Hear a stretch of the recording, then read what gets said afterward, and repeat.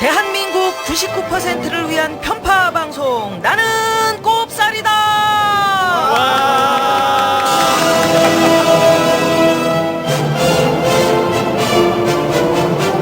오늘 저희가 할 주제가 재벌 개혁이에요. 지난번에 삼성공화국 통해서 우리 생활 구석구석에 재벌이 스며들어 있구나. 재벌이 없으면 도대체 먹는 거, 입는 거, 움직이는 거 이거 하나도 우리가 할 수 없구나.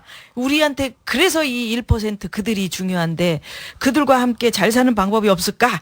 고민했었는데 오늘 주제가 재벌 개혁이기 때문에 요즘 들어서 재벌 개혁에 관한 얘기들이 정말 많이 나오죠. 뭐 여야 안 가리고 심지어 우리 각하까지 나서서 재벌의 골목상권 진출 비판하는 상황입니다. 그래서 오늘은 두 분 모시고 얘기를 나눌 텐데 좀 아까 와 이거 깜짝 놀라서 못해주신 우리 김종인 새누리당 비대위원 나오셨고요. 반갑습니다. 네, 반갑습니다. 네. 네. 와! 그리고 홍종학 경원대 교수님 나오셨습니다. 반갑습니다. 네, 안녕하세요. 네, 네. 와. 그리고 오늘 김용민 우리 용띠리가 이 자리에 없어요. 지난번 우리 11회 때 많은 분들이 왜 빨리 안 올리냐 얘기를 했었는데 용띠리가 김용민 씨가 할머님께서 돌아가셔가지고 지금 시골에 있습니다. 네, 그래서 오늘 이 자리에 함께 못했고요. 자, 옷띠리 인사. 예, 경제학을 천직이라고 알고 살았는데 요즘은 영화사 출근하고 있습니다. 우석군 읍딜입니다. 와! 선띠리. 새검행당 당수 선대인입니다. 선딜. 와, 왜 안 해? 왜 이렇게 오늘 왜 이렇게 진짜 홍보가 숙연해? 왜 이렇게 숙연해? 선생님 모시고서 지금 네. 갑자기 긴장들 하신 거. 평균 연령이 지금 막 올라갔어요. 네. 용딜 빠지고 그러니까.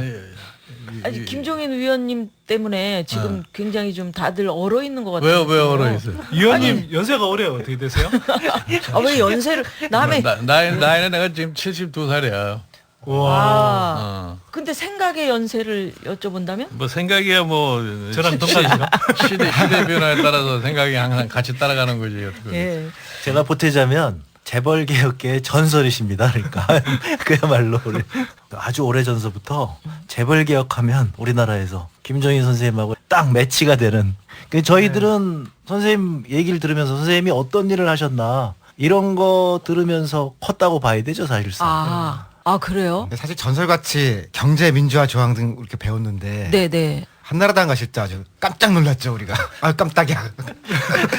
왜 한나라당 가셨어요? 뭐 한나라당이 기본적으로 변해야지 우리나라가 변할 수 있다고 하는 이런 생각을 하기 때문에 뭐 한나라당이 비상대책위원회라는 걸 만들어 가지고서 쇄신을 한번 해보겠다고 그러니까 예. 한나라당이 실질적으로 쇄신을 갖다가 할 수만 있다 할 것 같으면 그 자체가 한국 사회의 변화에 큰 의미를 갖다 가지고 있지 않겠느냐 하는 이런 생각에서 내가 동참을 했어요. 근데 뭐 비대위 들어가셔서 몇 가지 말씀을 하셨는데 다 뭐 당내 반발에 부딪히고 그러시던데요. 그야 뭐 정당의 생리라는 게 원래가 그런 거기 때문에 뭐 정당이라는 게 자기 이해관계에 따라서 이런 소리도 할 수 있고 저런 소리도 할 수 있는 거기 때문에 그거를 하나하나 다 이 문제 삼고도 할 것 같으면 아무 일도 할 수가 없어요. 근데 그건 그러려니 하고서 내가 할 일만 하면 된다 이렇게 생각하고 있는 거예요. 근데 보니까 일단 정책 쇄신 회의는 중단을 하셨던데요. 그 쇄신이 잘 안 되고 있는 것 같아요. 아니 뭐 저는 뭐 실제로 이렇게 지금 보면은 이 한나라당이 정책 쇄신한다고 얘기를 하고 지금 거대 경제 세력에 대한 정책적인 조치를 갖다가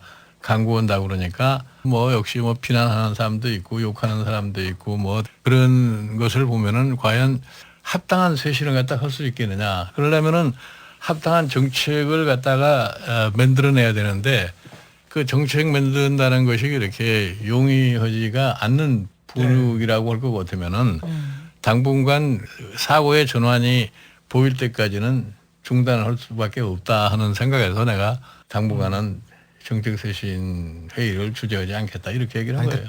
평생을 그렇게 살아오신 분들이 이 짧은 기간 동안 그 생각이 바뀔 수 있을까요? 지금 이제 총선을 앞두고서 개별 후보자들이라는 것은 자기가 당선이 되느냐 안 되느냐에 따라서 정치 생명이 걸려 있는 거 아니겠어요? 예. 그냥 그런 과정 속에서 여러 가지를 갖다가 생각하니까 어떤 사람은 좀 과감하게 해줬으면 좋겠다 하는 사람도 있고 어떤 사람은 오히려 그렇지 않았으면 좋겠다 하는 이런 주장들이 맞설 수 있는 거죠. 기본적으로 뭐 어느 나라나 볼 것 같으면은 나라를 갖다가 이끌어가는 사람의 사고의 근본적인 전환이 없으면은 아무것도 할 수가 없는 거란 말이야. 예를 들어서 미국의 20세기 초기에 테오도르 루스벨트 같은 대통령은 그 공화당 출신 대통령 아니에요. 예. 미국에서 지금 가장 연소한 나이에 대통령이 된 사람인데 그래 그 사람이 대통령이 되고서 미국의 변화를 갖다가 추구한 거예요. 뭐 스탠더드 오일 같이 이렇게 막강한 경제 세력을 갖다가 해체를 시켰는데 그것이 이 시발이 돼 가지고서 50년 이상 그 지속되는 과정 속에서 오늘날 미국 사회라는 것이 안정을 구축을 하고 그걸 바탕으로 해가지고서 미국이 세계를 지배할 수 있는 그런 역량이 있는 나라가 됐는데 테오도르 루스벨트가 어떻게 해서 그런 사고를 갖게 되느냐. 자기가 젊어서 대통령이 되기 전에 주간 잡지 비슷한 데서 그 미국의 그 독점의 폐해 이런 걸 갖다가 열거하는 거를 참 열심히 읽고서 내가 대통령이 되면 이거는 반드시 뜯어 고치겠다. 그런 생각을 가지고서 대통령이 되기 때문에 난 그게 가능했다고 보는 거예요. 우리의 경우에도 경제 개발 5개년 계획 1차 연도가 1962년에 시작이 됐는데 그거를 시작해서 우리가 한 25년 동안 압축 성장을 갖다 한 것이 오늘날 한국 경제의 기틀이 된 거 아니겠어요? 나는 그때 이미 그때 많이 생겼겠죠. 예, 이미 70년대 중반경에도 내가 이런 소리를 했는데 뭐 우리나라가 솔직히 얘기해서 뭐 시장 경제 원리에 의해서 오늘날의 경제 구조가 됐다고 하는 건 그건 착각이다 이런 얘기예요. 결국은 정부가 자원이 없다는 하는 것을 전제로 해서 자원의 효율적인 배분을 하기 위해서 일부 기업들에게 참 집중적인 배분을 하다 보니까 거기서부터 싹 땡겨 오늘날 우리나라의 재벌 구조가 시작된 거 아니겠어요? 우리 그냥 그래서- 몰빵이라고 표현합니다. 어? 몰빵하다가 그러니까 이 재벌 구조가 태어날 적에 75년대에도 이제 그런 얘기를 했는데 그 당시에는 파이를 키운다고 그러는 데만 열심을 했는데 이 파이를 키우는 과정 속에 이 제도적으로 이거를 어떻게 찢어놓을 거라고 하는 것에 대한 확실한 방향이 설정이 안 될 것 같으면 결국은 자기도 모르는 사이에 경제 세력한테 당할 수밖에 없다. 이런 얘기를 내가 했던 사람이라고. 근데 그 당시에는 뭐 내 재벌이라는 말도 쓰지도 않았고 지금도 나는 재벌이라는 말을 잘 쓰질 않아요. 거대 경제 세력이 아니 재벌이 있는데 왜 안 네, 쓰세요? 아니 이게 우리나라에만 있는 그 예. 개념이 재벌이라는 개념이기 때문에. 근데 사실은 그래서 전설이 되신 거죠. 그러니까 네. 저희는 이제 재벌이 완전히 커지고 예. 나쁜 점도 막 보이고 이러니까 야 이거 문제가 되는구나 실감을 하고 나서 재벌 개혁을 공부한 사람들이고 선생님은 아직 그런 게 잘 안 보이는 상황에서 얘네들이 크면 그 이게 시대에. 나중에 큰 문제가 되겠네. 그때는 군인들이 문제니까. 뭐 하여튼 재벌 얘기하기 전에 저 군발이 개새끼들 어떻게 칠 거냐. 그게 저 20대 때 고민이었어요, 사실. 그랬군요. 1987년도에 개헌을 하지 않았습니까? 헌법특위가 구성이 되니까 왜 나를 그렇게 임명을 했는지 모르지만 내가 개헌 특위의 경제 조항을 담당하는 분과위원장이 됐어요. 아니 국회의원. 네, 국회의원이었죠. 그런데 이제 내가 경제분과위원장이 되니까 아주 정경련이 굉장히 미묘한 반응을 보이는 거예요. 당시에 이제 정경련 회장이 정주영 현대 그룹 네. 회장인데 정경련에서 갑작스럽게 무슨 헌법 개정에 대한 홍보대책위원회를 구성을 하고 뭐 자금도 뭐 25인가 모았다고 이렇게 언론에 보도가 되기 시작을 해서 그 당시에 정경련 개헌 홍보대책위원장이 당시에 대우그룹 김우중 회장인데 전설의 시대야 진짜. 김우중 나하고 김우중 회장 보고 물어봤어요. 도대체 뭐 때문에 이렇게 홍보대책을 세우려고 그러냐 했더니 그 양반 얘기가 뭐냐면은 당신 때문에 그렇다고요. 당신 때문에. 당신이 독일서 공부를 하고 가기 때문에 독일식의 제도를 갖다가 헌법에 도입을 갖다가 하지 않을까 하는 그런 염려가 있다. 이런 얘기를 해요. 그래서 내가 그래도 빨갱이 이야기는 안 들으셨네요. 현역 국회의원 빨갱이라고. 요새는 뭐 아니 그- 위원님처럼 말씀하시면 다 빨갱이 좌파 아니, 이런 그러니까 이야기. 당신들이 걱정하는 그런 거는 내가 지금 생각도 하지도 않고 그건 헌법에 들어갈 사항도 아니기 때문에 그런 거는 걱정을 하지 마십시오. 거기서 그러고 나서 이제 잠잠해졌어요. 그래서 이제 헌법에 그 119조 1항, 2항 두 개가 있는데 2항을 내가 새로 썼어요. 그래서. 그러니까 1항, 2항 듣는 사람들은 잘 모르니까요. 조금 네. 설명해 주십시오. 아니, 그러니까 제1항이라는 것이 뭐 개인과 기업의 창의력을 바탕으로 네. 한 뭐 시장 경제를 원칙으로 한다 이렇게 되어 있어요. 네. 이제 2항이라고 하는 것은 시장 경제에서 발생한 여러 가지 문제, 뭐 분배 문제라든가 이런 구조의 문제라든가 네. 이런 거를 조정을 해서 경제 민주화를 해야 된다 이런 식으로 썼는데 그거를 우리나라에서 잘못 생각하시는 분들은 1항과 2항이 상반된 걸로 생각을 하고 있다고. 네. 그런데 기본적으로 시장 경제가 효율을 발휘하면서 지속적인 안정을 유지하려면은 1항, 2항이 함께 가지 않으면은 시장 경제가 제대로 움직일 수가 없어요. 네. 그게 이제 최근에 2008년 세계 금융위기 이후에 지금 다들 이제 고민하는 상황이 된 건데. 그럼요. 요즘 대학교에서 그렇게 답 쓰면요 어. 오답 처리됩니다. 어떻게? 아니 학교에서 정경련 뭐 규제도 해야 된다 그렇게 답안지 쓰잖아요. 아니 그러니까 오답 처리해야 된다. 그러니까 내가 이 소위 말하는 시장 만능주의로 주장하는 사람들은 이걸 분명히 알아라 이거야. 기업이 모든 것을 시장에서 다 해결할 수 있다.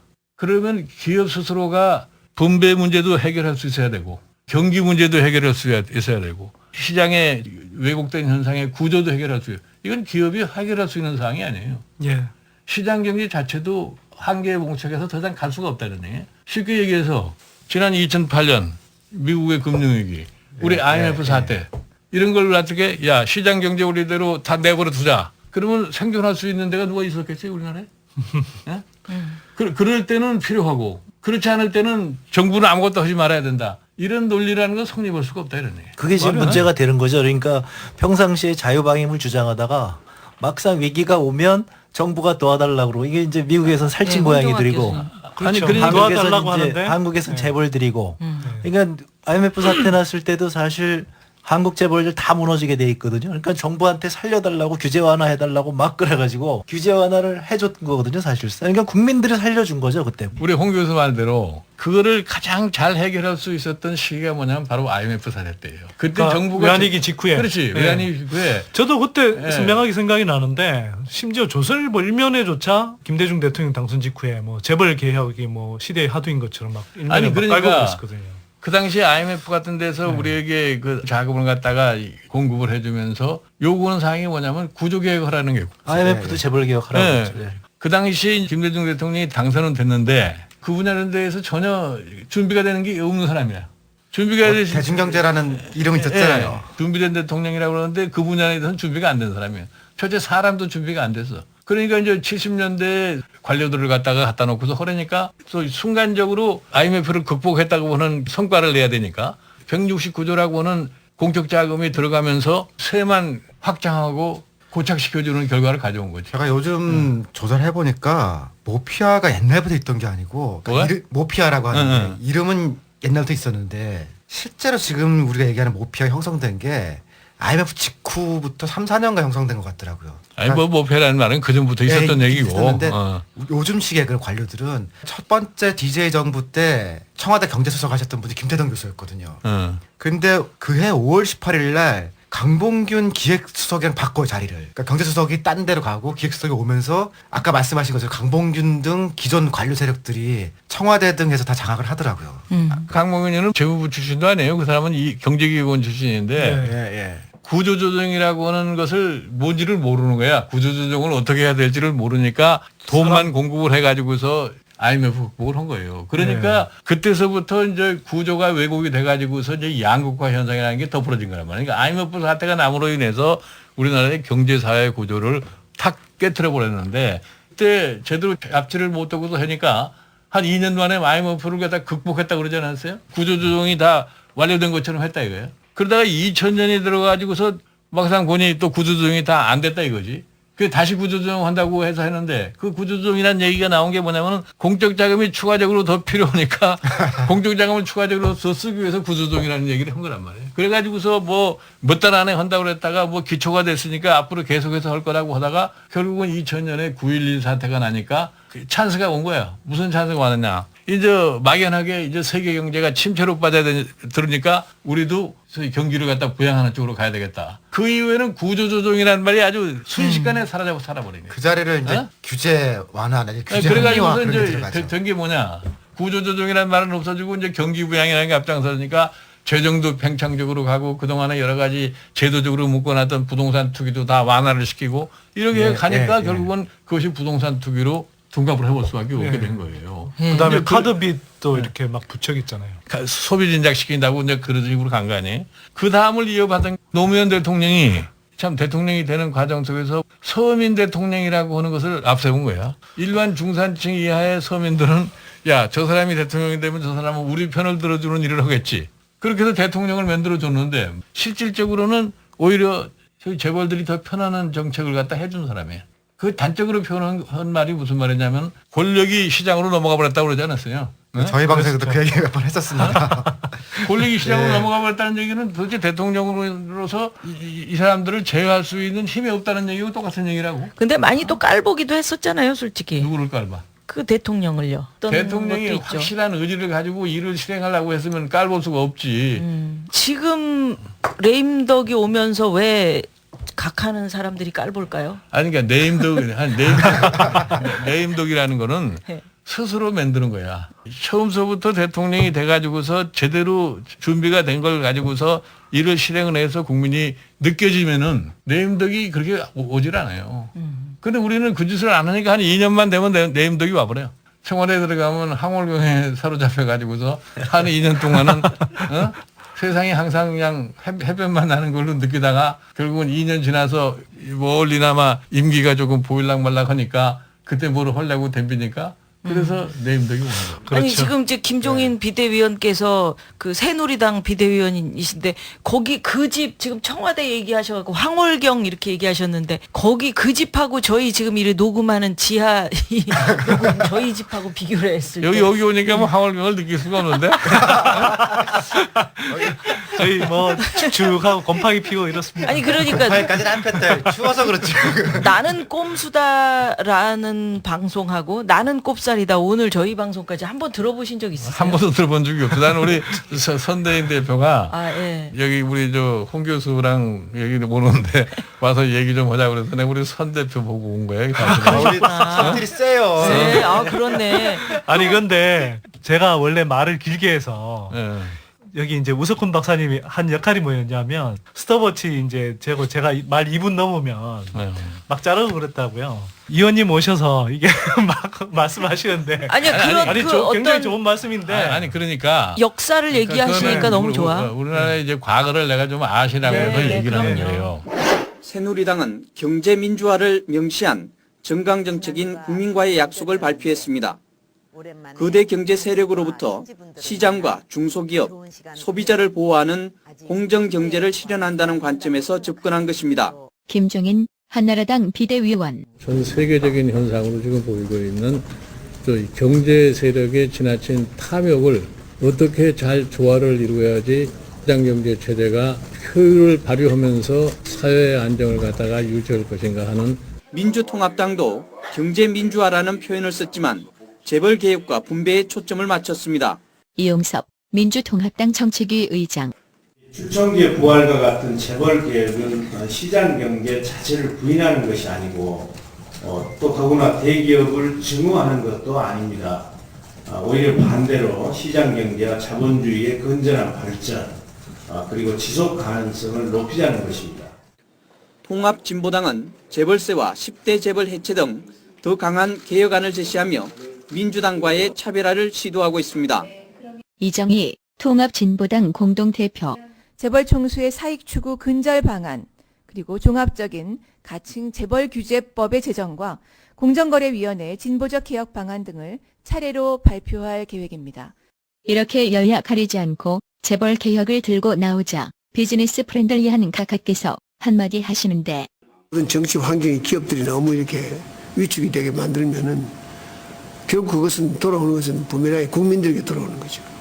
정치적인 이해는 어떻게 되는지 모르지만 기다렸다는 듯이 쏟아져 나오는 정부 측의 반발. 먼저 손경식 국가경쟁력 강화위원회 위원장. 기업에 너무 과대한 세금 부담이 간다면은 그것은 기업 활동을 활성화하는데 좀 어려움이 가지 않을까 생각합니다. 다음은 홍서구 지식경제부 장관.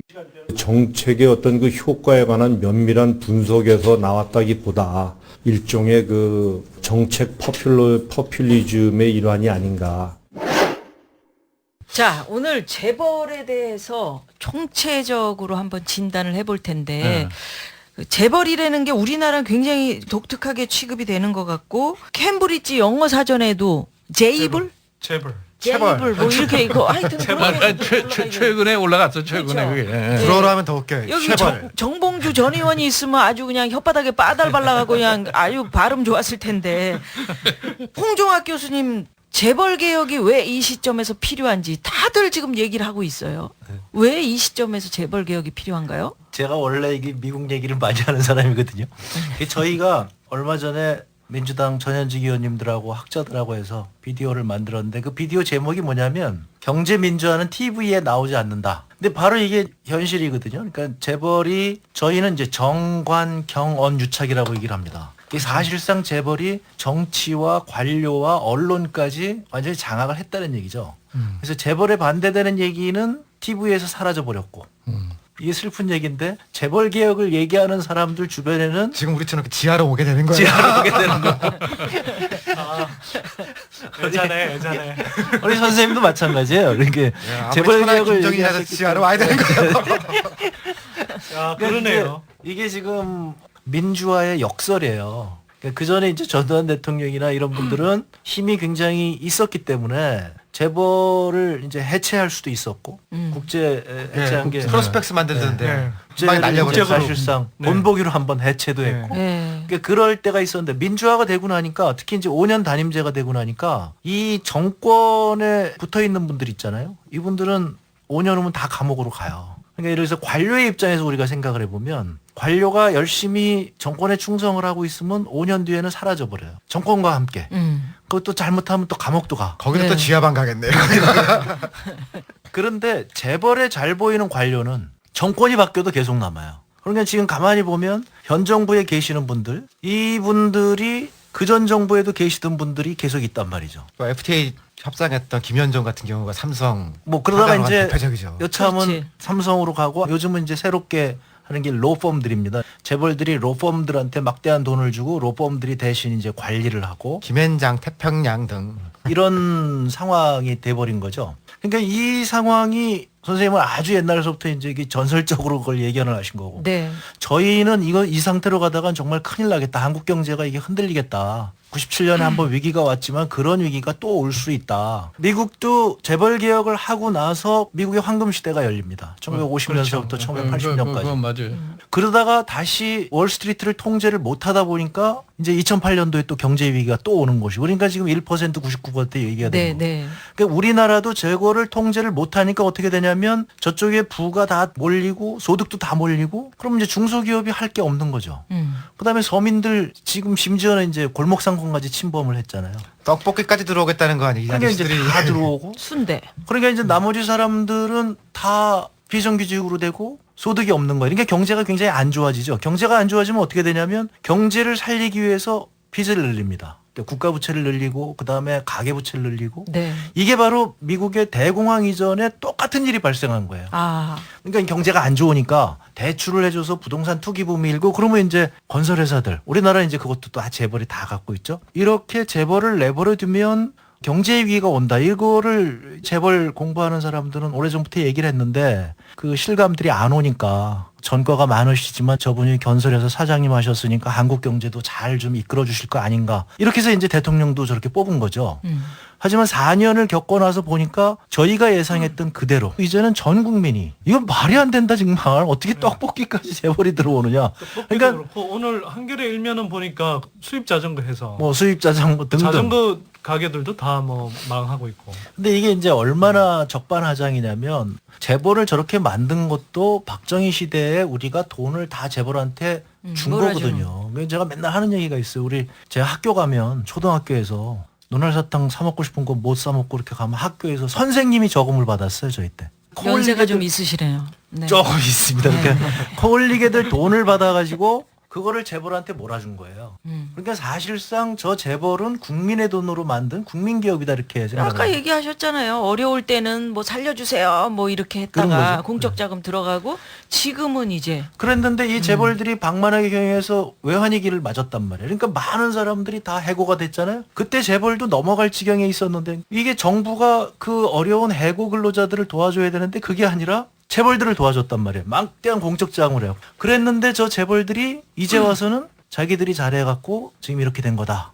하고서는 니들은 우리의 노예일 뿐이다. 그러니까 니들이 잘 먹고 잘 살려면 우리한테 와서 잘 배라. 근데 사람들이 이율배반적인 심정 그런 것들이 있는 것 같아. 삼성을 왜 건드려? 그렇게 좋은 아니 기업을. 그거는 저게 잘 돼야지 나라가 잘 된다 그렇죠. 하는 이런 그런 생각을 하는 얘기죠. 사람들이 있는데 우리가 나라의 전체 운명을 어느 한 기업에다가 의존할 수는 없는 거예요. 오늘날 일본의 양상을 갖다 한번 우리가 비교를 해보자고요. 재계, 언론, 정부 관료, 정치 이게 50년 이상을 서로 협력 관계에서 운영된 사회라고. 대장성이라는 네. 그 그러다가 기관을 지금은 중심으로. 이제 국민들이 너무나 질리고 하다 보니까 그냥 선거혁명을 해가지고서 자민당이라고 하는 걸 완전히 몰락을 시켜버린 거 아니에요? 아. 나는 그래서 오자와라는 네. 사람이 상당히 그 성견지명이 있는 사람이라고 생각해요. 내가 1993년에 그 사람하고 한 1시간 반을 얘기를 했는데 그 사람이 고민이 있다고 그러더라고요. 무슨 고민이냐 했더니 이러면 자민당이 깨지지 않으면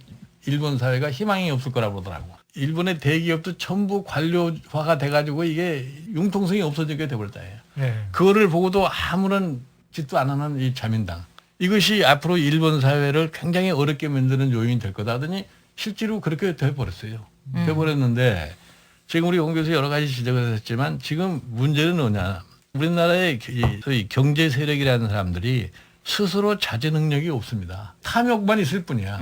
네. 절제는 서민들이 하고 있죠 지금. 그러니까 옛날에 그 자유주의자인 에드먼드 보크 같은 사람이 영국 의회에 낸 편지를 볼 것 같으면 인간의 욕망이라는 것이 끝이었기 때문에 그 욕망이 그대로 진행되게 하면 다른 사람의 자유를 침범을 하기 때문에 제도적으로 이거 막아라 하는 이런 얘기까지 한 거란 말이에요. 네. 저희 프로그램에서 이렇게 유명한 분 많이 나오긴 처음인 것 같아요.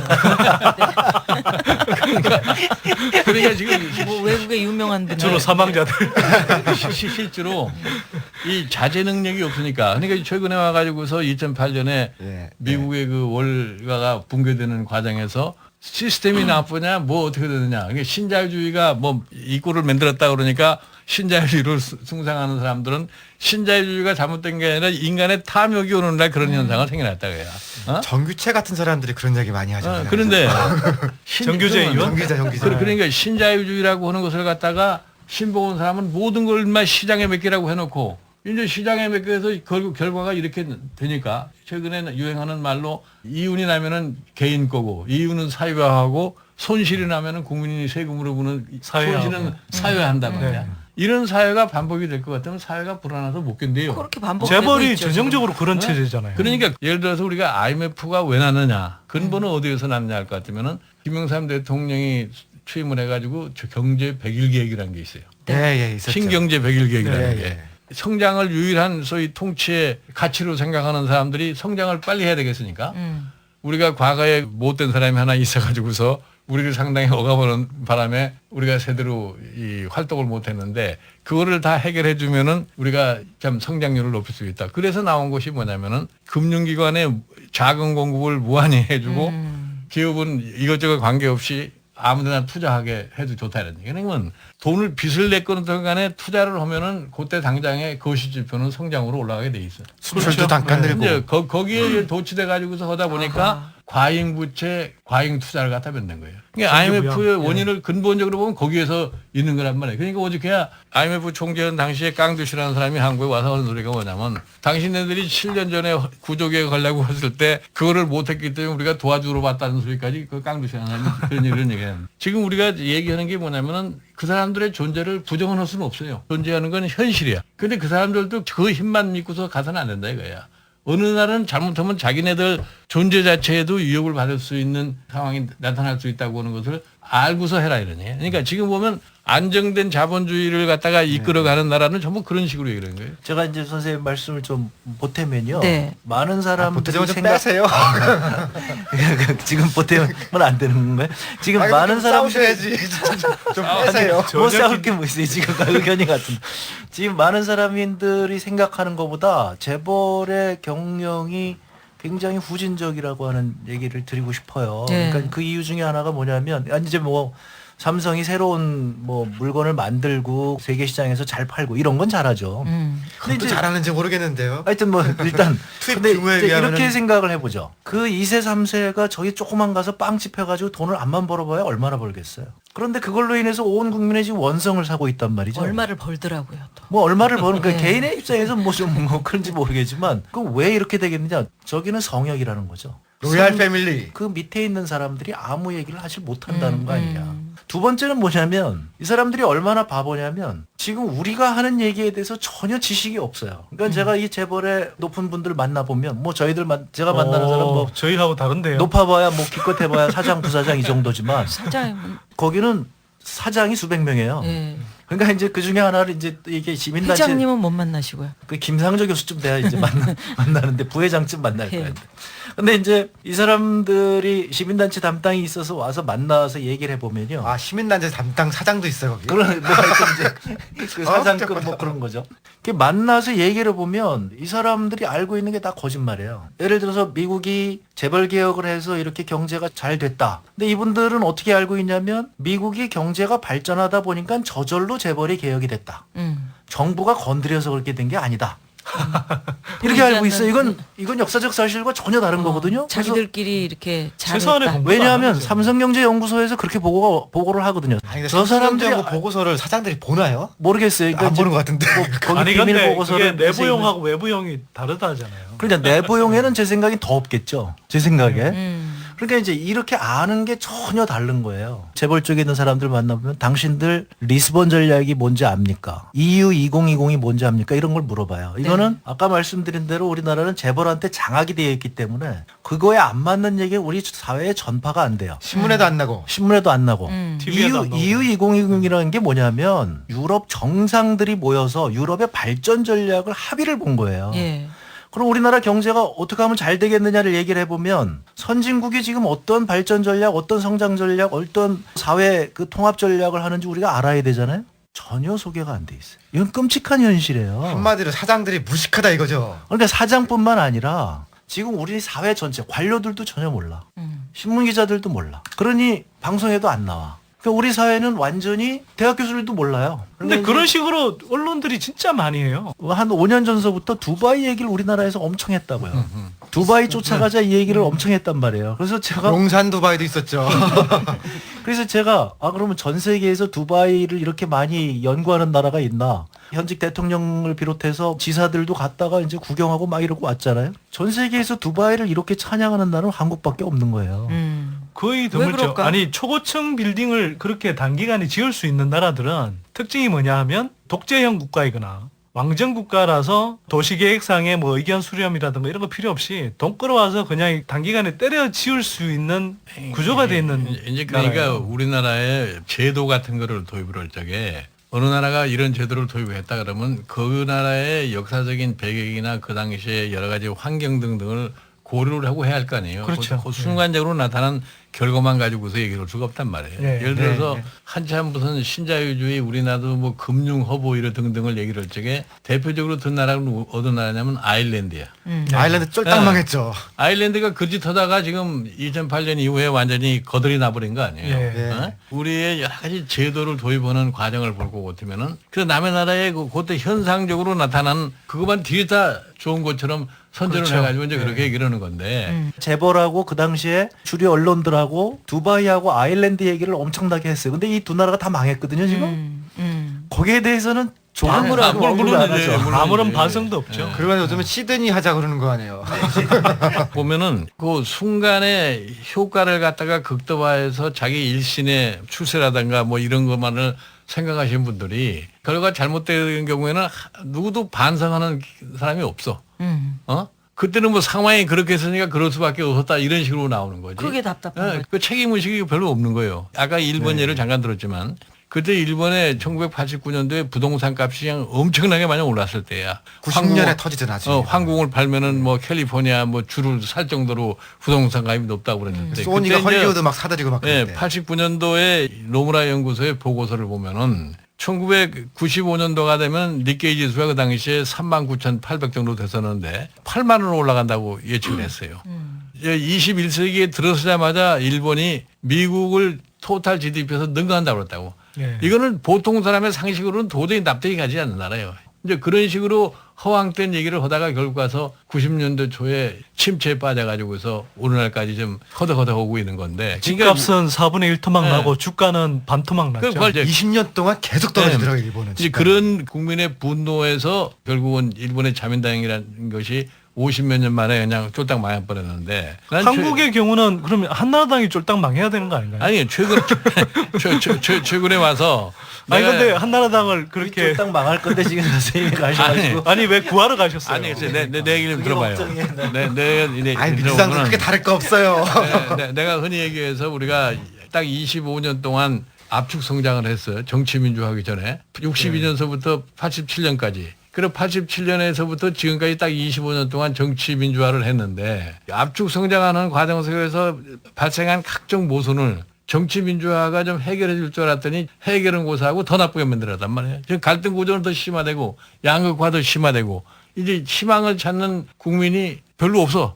정부 그렇죠. 통계에 가면 58%가 희망이 없다고 그러는 게 아니에요. 예. 그런 사회가 됐기 때문에 일반 국민이 그 분노의 표시로다가 지난 시장 보궐선거 때 제도권 정당을 완전히 박살을 내버린 거란 말이에요. 일반 국민이 표출하고 있는 이러한 분위기를 갖다가 정치권이 해결을 해주지 않으면은 이건 나라 장래가 절대 안정이라고 볼 수가 없어요. 예, 예. 뭐 재벌개혁과 관련해서 우리 홍종학 교수께서 쭉 얘기하신 걸 제가 이제 공부를 좀 해봤더니 한나라당이 시장 경제를 자유방임으로 해왔기 때문에 지금 이렇게 만들어진 것이다 이런 얘기를 하셨어요. 이거 무슨 얘기인가요? 아까 이제 선생님 말씀하신 대로 이게 미국의 역사적인 배경인데요. 2008년 이후에 경제 위기가 왔는데 그 경제 위기 온 것이 그냥 온 것이 아니라 우리나라에서 이제 신자유주의라고 불리지만 미국에서는 그걸 보수주의라고 부르거든요. 1920년대 비슷한 일이 있었습니다. 보수주의가 뭐냐면 감세 규제 완화 이거예요.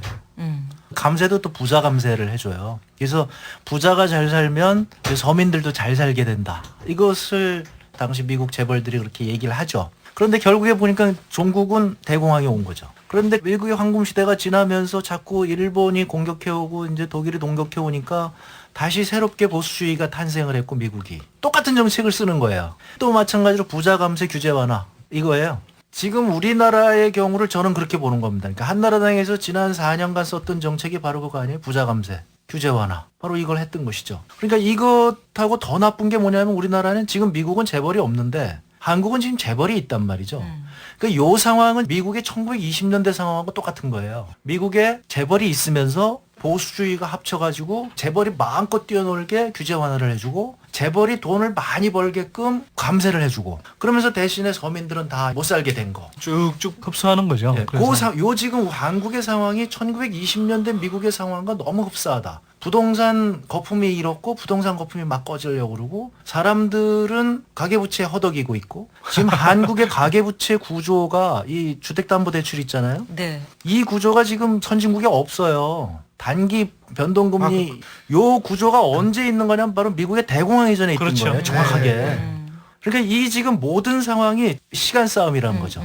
우리가 빨리 재벌 개혁을 해서 전 국민이 잘 사는 그런 경제로 빨리 가지 못한다고 한다면 대공황과 같은 1997년도에 IMF 위기 이상의 위기가 올 가능성이 대단히 높다고 보는 거죠, 저희는. 그러니까 실제로 국민들 삶을 기준으로 하면 이미 저는 뭐 예를 들어서 일본의 부동산 버블 붕괴 이후에 상황보다 훨씬 지금 악화돼 있거든요. 가처분 소득으로 보면 우리가 더 나쁘죠, 일본보다. 예, 그리고 이미 외환위기 이후로 국민의 한 80% 삶이 실제로 경제적인 수준이 악화되거나 정체돼 있고. 저는 이제 일본보다도 우리가 더 불안한 게 뭐냐면 일본은 그래도 중소기업이 상당히 강하잖아요. 기술력이 좋았죠, 일본. 기술력도 좋고 그러니까 네. 그러면서도 불구하고 저렇게 충격이 왔는데 만약에 우리가 지금 재벌 개혁을 이 순간에 하지 못하고 저는 아주 너무 역사적인 기회가 왔다는 거죠. 이런 기회를 우리가 살리지 못하고 넘어간다면 우리 경제에 굉장히 큰 위기가 올 것 같다. 그러니까 선생님이 한나라당에 가서 하셔가지고 재벌 개혁이 정치적인 것보다 훨씬 더 중요하다. 기본적으로 우리가 이제 공생을 해야 할 거 아니에요. 오늘날의 재벌도 앞으로 영원히 잘 살아야 되고 국민도 같이 살아야 된단 말이에요. 재벌 개혁의 말이 나오니까 잔뜩 긴장을 해가지고서 이거를 어떻게 좀 부셔버릴 수 있느냐 하는 이런 시도도 하려고 그럴 거예요. 그러나 이거를 명심을 해라 이거야. 이게 결국은 자기네들한테 절대 불리한 게 아니라고. 예. 아 길게 보면 예, 나라가 예, 잘 살아야 예, 재벌도 예, 있고 이- 다 이거를 대기업도 있고 그런 이거를 거 어느 아니에요? 정도 사회 현실에 맞게 수용하는 자세를 갖다 가져가는 게 중요하다고 생각해요. 가장 보수적이고 비민주적이었다고 하는 독일의 비스마르크가 비스마르크 1880년대 소셜로를 할 적에 그때 뭐 독일의 큰 경제 권력들이 그걸 찬성은 절대 안 했어요. 예. 이랬을 적에 그 사람들에게 손들이게 뭐냐면 지금 당신네들이 지금 정부의 실책에 대해서 끝까지 저항을 하려고 덤비면은 당신들을 보호할 능력이 정부도 없단 말이야. 당시에 독일이라는 나라는 뭐 막스의 고향이니까 뭐 막스즘도 나오고 사회주의 정당이 의회에 진출하려고 그러니까 이때 당신네들도 협력을 해야만이 이 사회가 안정이 되고 당신네들 재산도 보호할 수 있는 거란 말이야. 그래서 그 사람들이 협력을 했기 때문에 소셜로라는 게 추진되고 그것이 바탕이 돼서 오늘날 독일 사회라는 것이 그래서 이렇게 안정이 되는 나라인데 지금 여기에서 지금 우리 현실을 놓고 봤을 적에 정부는 무조건 소위 공권력을 동원해서 이 불만 세력을 갖다 억제할 수 있다. 이런 믿음을 가지면 착각이다 이거예요. 비스마르크 때요 복지라는 게 귀족들의 통치 비용이라는 거예요. 그러니까 복지를 그렇죠. 통치 비용을 내지 않으면 당연히 그런 거지. 그러니까 귀족 유지를 못한다. 그래서 그 복지 자체가 기원을 보면은 보수 쪽에서 시작한 거거든요. 원래 어느 나라 다 그래요. 왜 우리나라 한나라당은 보수 싫다 그래가지고서 나 이런 보수는 본 적이 없고 보수라고 하는 것을 선거의 표와 관련해서 볼 거고 같으면은 과연 보수만으로 집권이 가능하겠느냐? 그건 절대로 안 돼요. 기본적으로 이 시대가 변하는 데 따라서 계층이 자꾸 변한다고. 우리나라의 진짜 꼴통 보수는 한 7%, 또 꼴통 좌파도 한 7%, 나머지 한 85%의 사람들이라는 것은 상황에 따라서 왔다 갔다 하는 사람들이에요. 그러니까 이 사람들을 정당히 흡수하지를 못할 것 같으면 집권을 할 수가 없어요. 그러니까 보수라는 게 뭐가 보수예요? 야, 시장 경제, 정치 민주주의 이 가치만 유지하면 되는 거 아니에요? 홍 교수 얘기하는 식으로 보수는 무조건 감세만 해주고 그 사람들의 권익만을 보호해주고 이것이 보수가 아니라요. 로고를 싹 바꾸셨어요. 빨강 색깔. 아까 로고를 바꾸는 거야. 뭐 그 전문가들이 이렇게 바꾼 것이 뭐 나하고는 관계가 괜찮으세요? 없어. 마음에 드세요? 어? 마음에 드세요? 나는 그런 거에 관심이 없어. 그릇같이 바꾼 거. 만들었던데. 로고 바꾼 거예요. 새누리당. 근데 어려우실 거예요. 근데 왜냐하면 그래도 지금 민주당에서는 상당한 정도로 의원님들도 재벌 개혁이 이게 굉장히 중요하다. 그래서 이제 민주당은 보편적 복지와 경제 민주화를 양대 축으로 금년도에 선거를 치르겠다 지금 이렇게 얘기를 했거든요. 그러니까 말만 그런 거 아니에요? 아니 나 말만 그래. 그렇게 되는데도 4년이 걸린 거예요. 지금. 그렇죠. 그러니까 이게 네. 어떻게 보면 이상희 교수라는 분이 굉장히 큰 역할을 했어요. 복지국가 소사이어티 제주대학에. 의대. 그러니까 이분이 우리가 가야 될 바는 복지국가다. 이렇게 얘기를 하니까 사람들이 야 저거 참 말 된다. 그래서 많은 사람들이 호응을.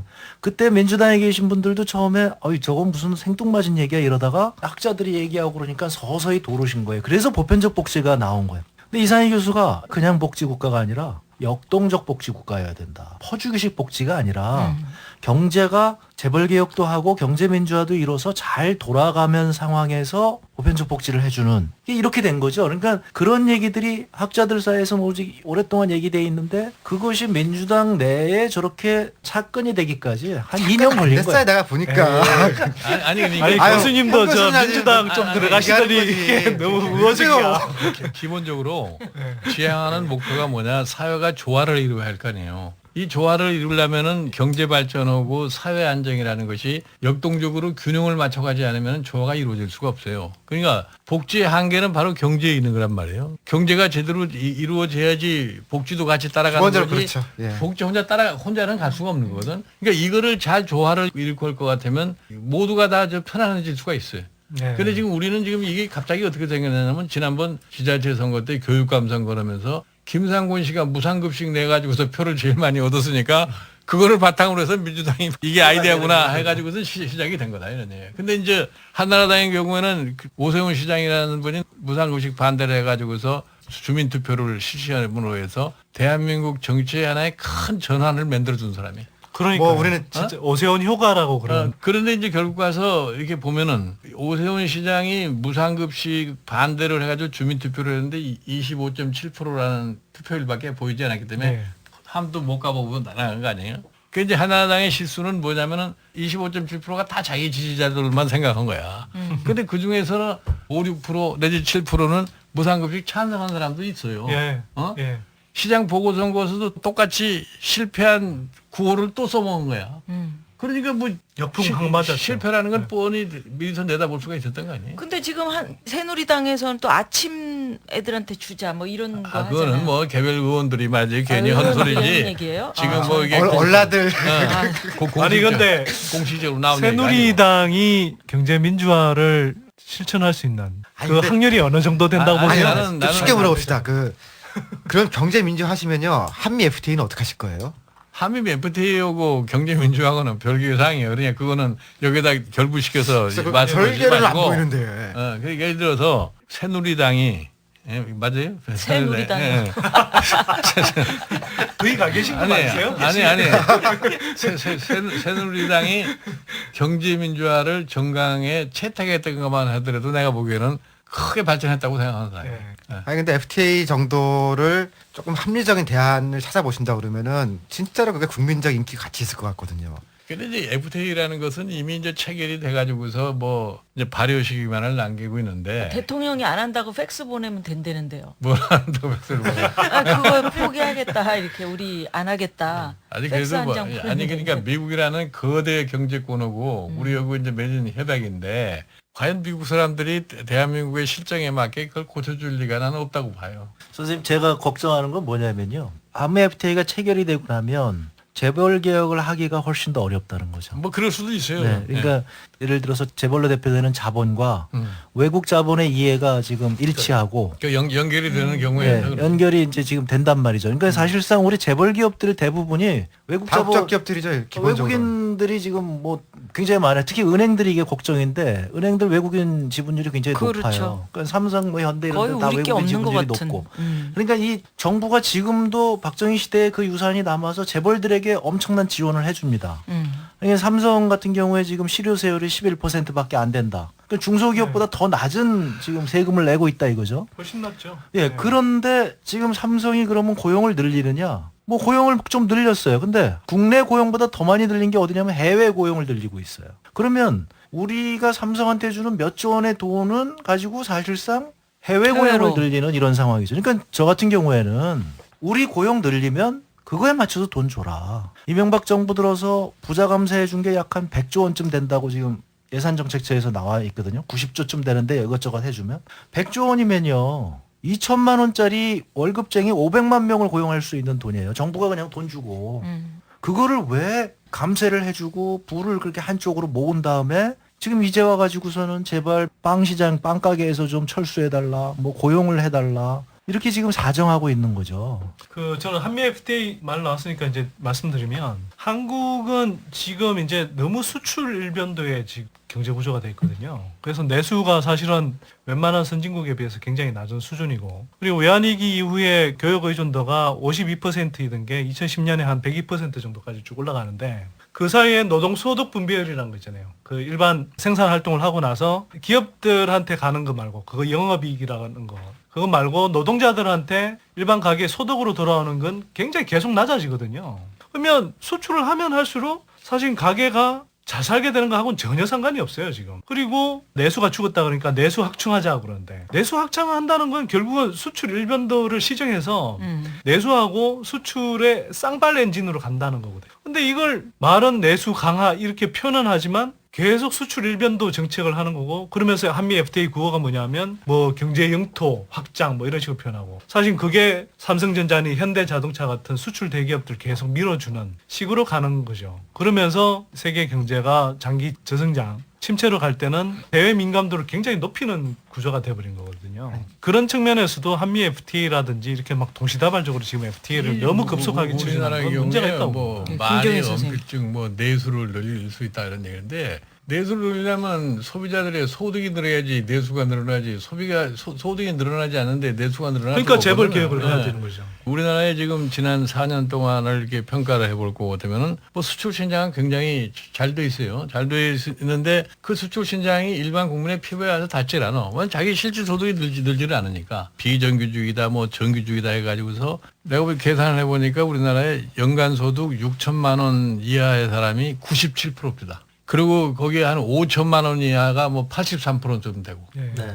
이게 소득 분배라고 하는 것이 이런 상황이 돼 있어요. 그러니까 그 사람이 돈을 쓸래야 쓸 수도 없는 사람들이라고. 근데 이런 상황에서 자꾸 무슨 부자 감세 효과가 뭐냐. 법인세 감세 효과가 뭐고. 미국의 공화당처럼 무조건 세금을 깎아만 주는 거. 이런 식의 정책이라는 건 진짜 아무 효과가 없어요. 그러니까 그러면 감세를 해주면 감세하는 것만큼 무슨 내수가 더 늘어나냐면 늘어나지 않아요. 돈 많은 사람 아무리 그러면. 세금 깎아줘 봐야 자기 소비가 이미 충족된 사람들이니까 더 이상 소비할 것도 없고. 샤넬이나 루이비통 사면은 돈 외국으로 나가죠 그냥.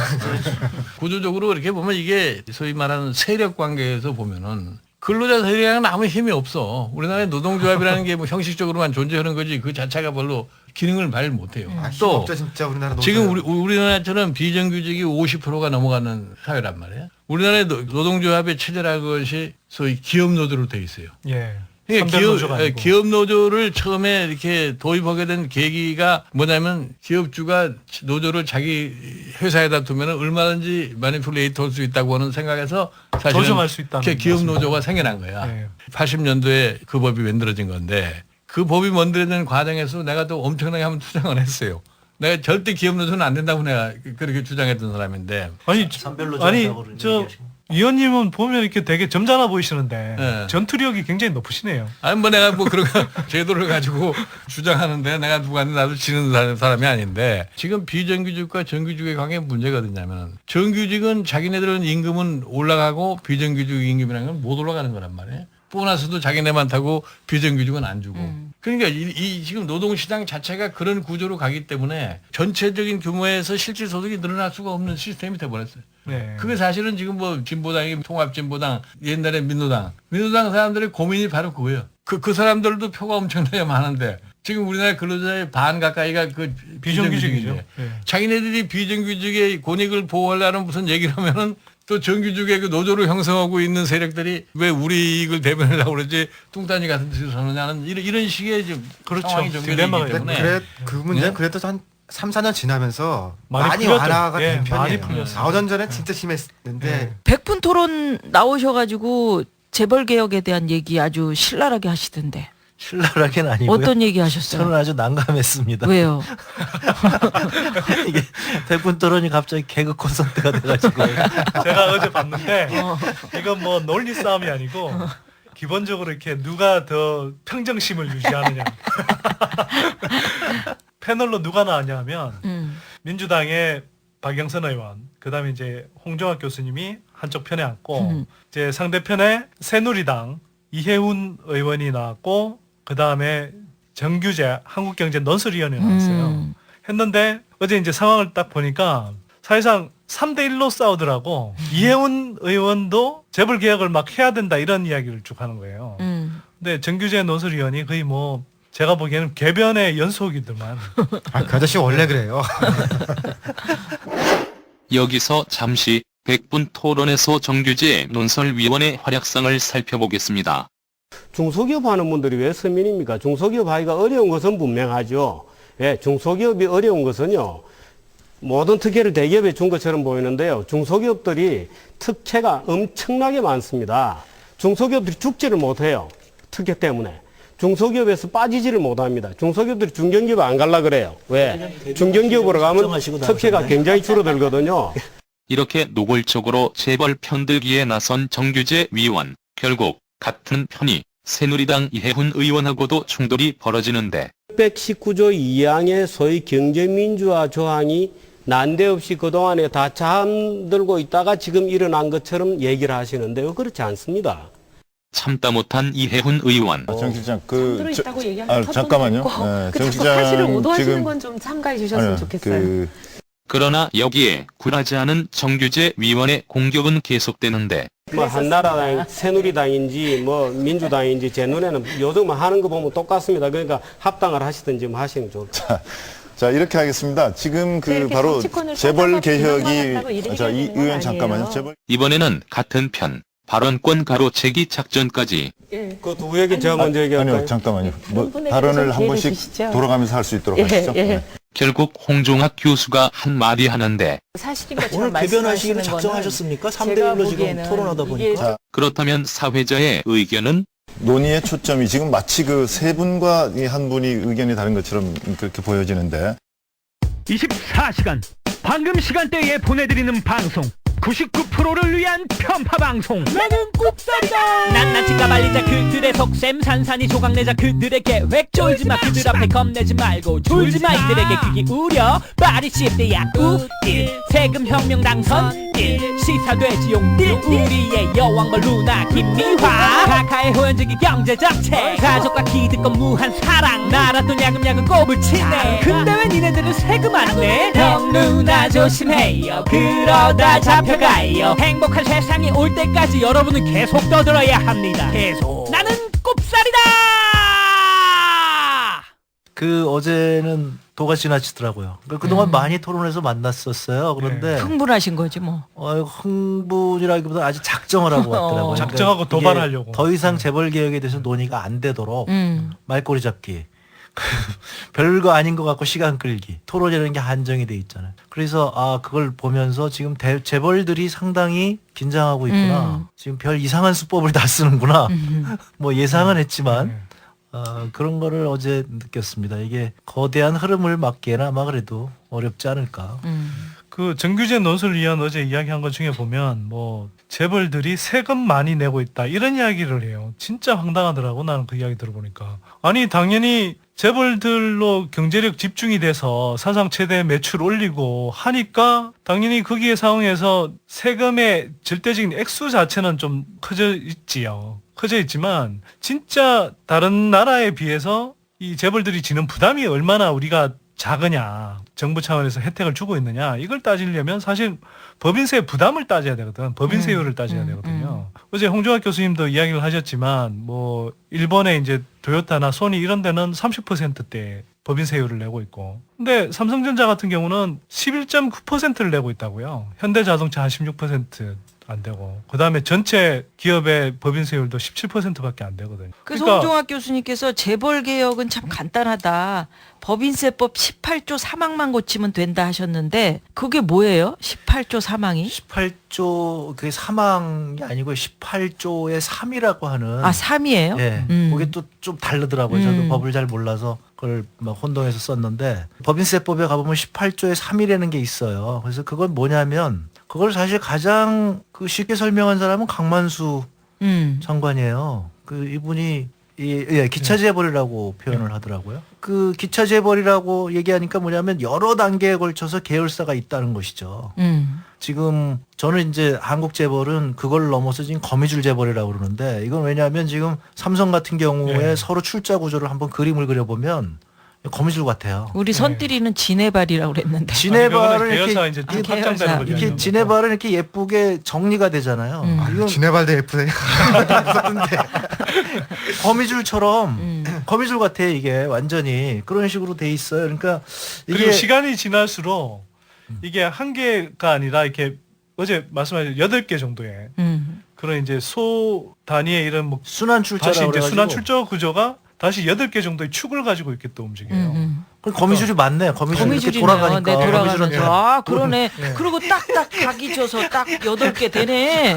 네. 그래서요. 기차 재벌을 가장 해소하는데 쉬운 방법은 뭐냐? 그러면 이 계열사가 다른 계열사한테 배당을 할 때 그 배당에 대해서 원래는 이중과세라고 그래가지고 법인세를 내니까 그거를 그 다음 배당을 받는 계열사에서 수입해서 빼주는 제도가 있어요. 이중과세를 없애기 위해서.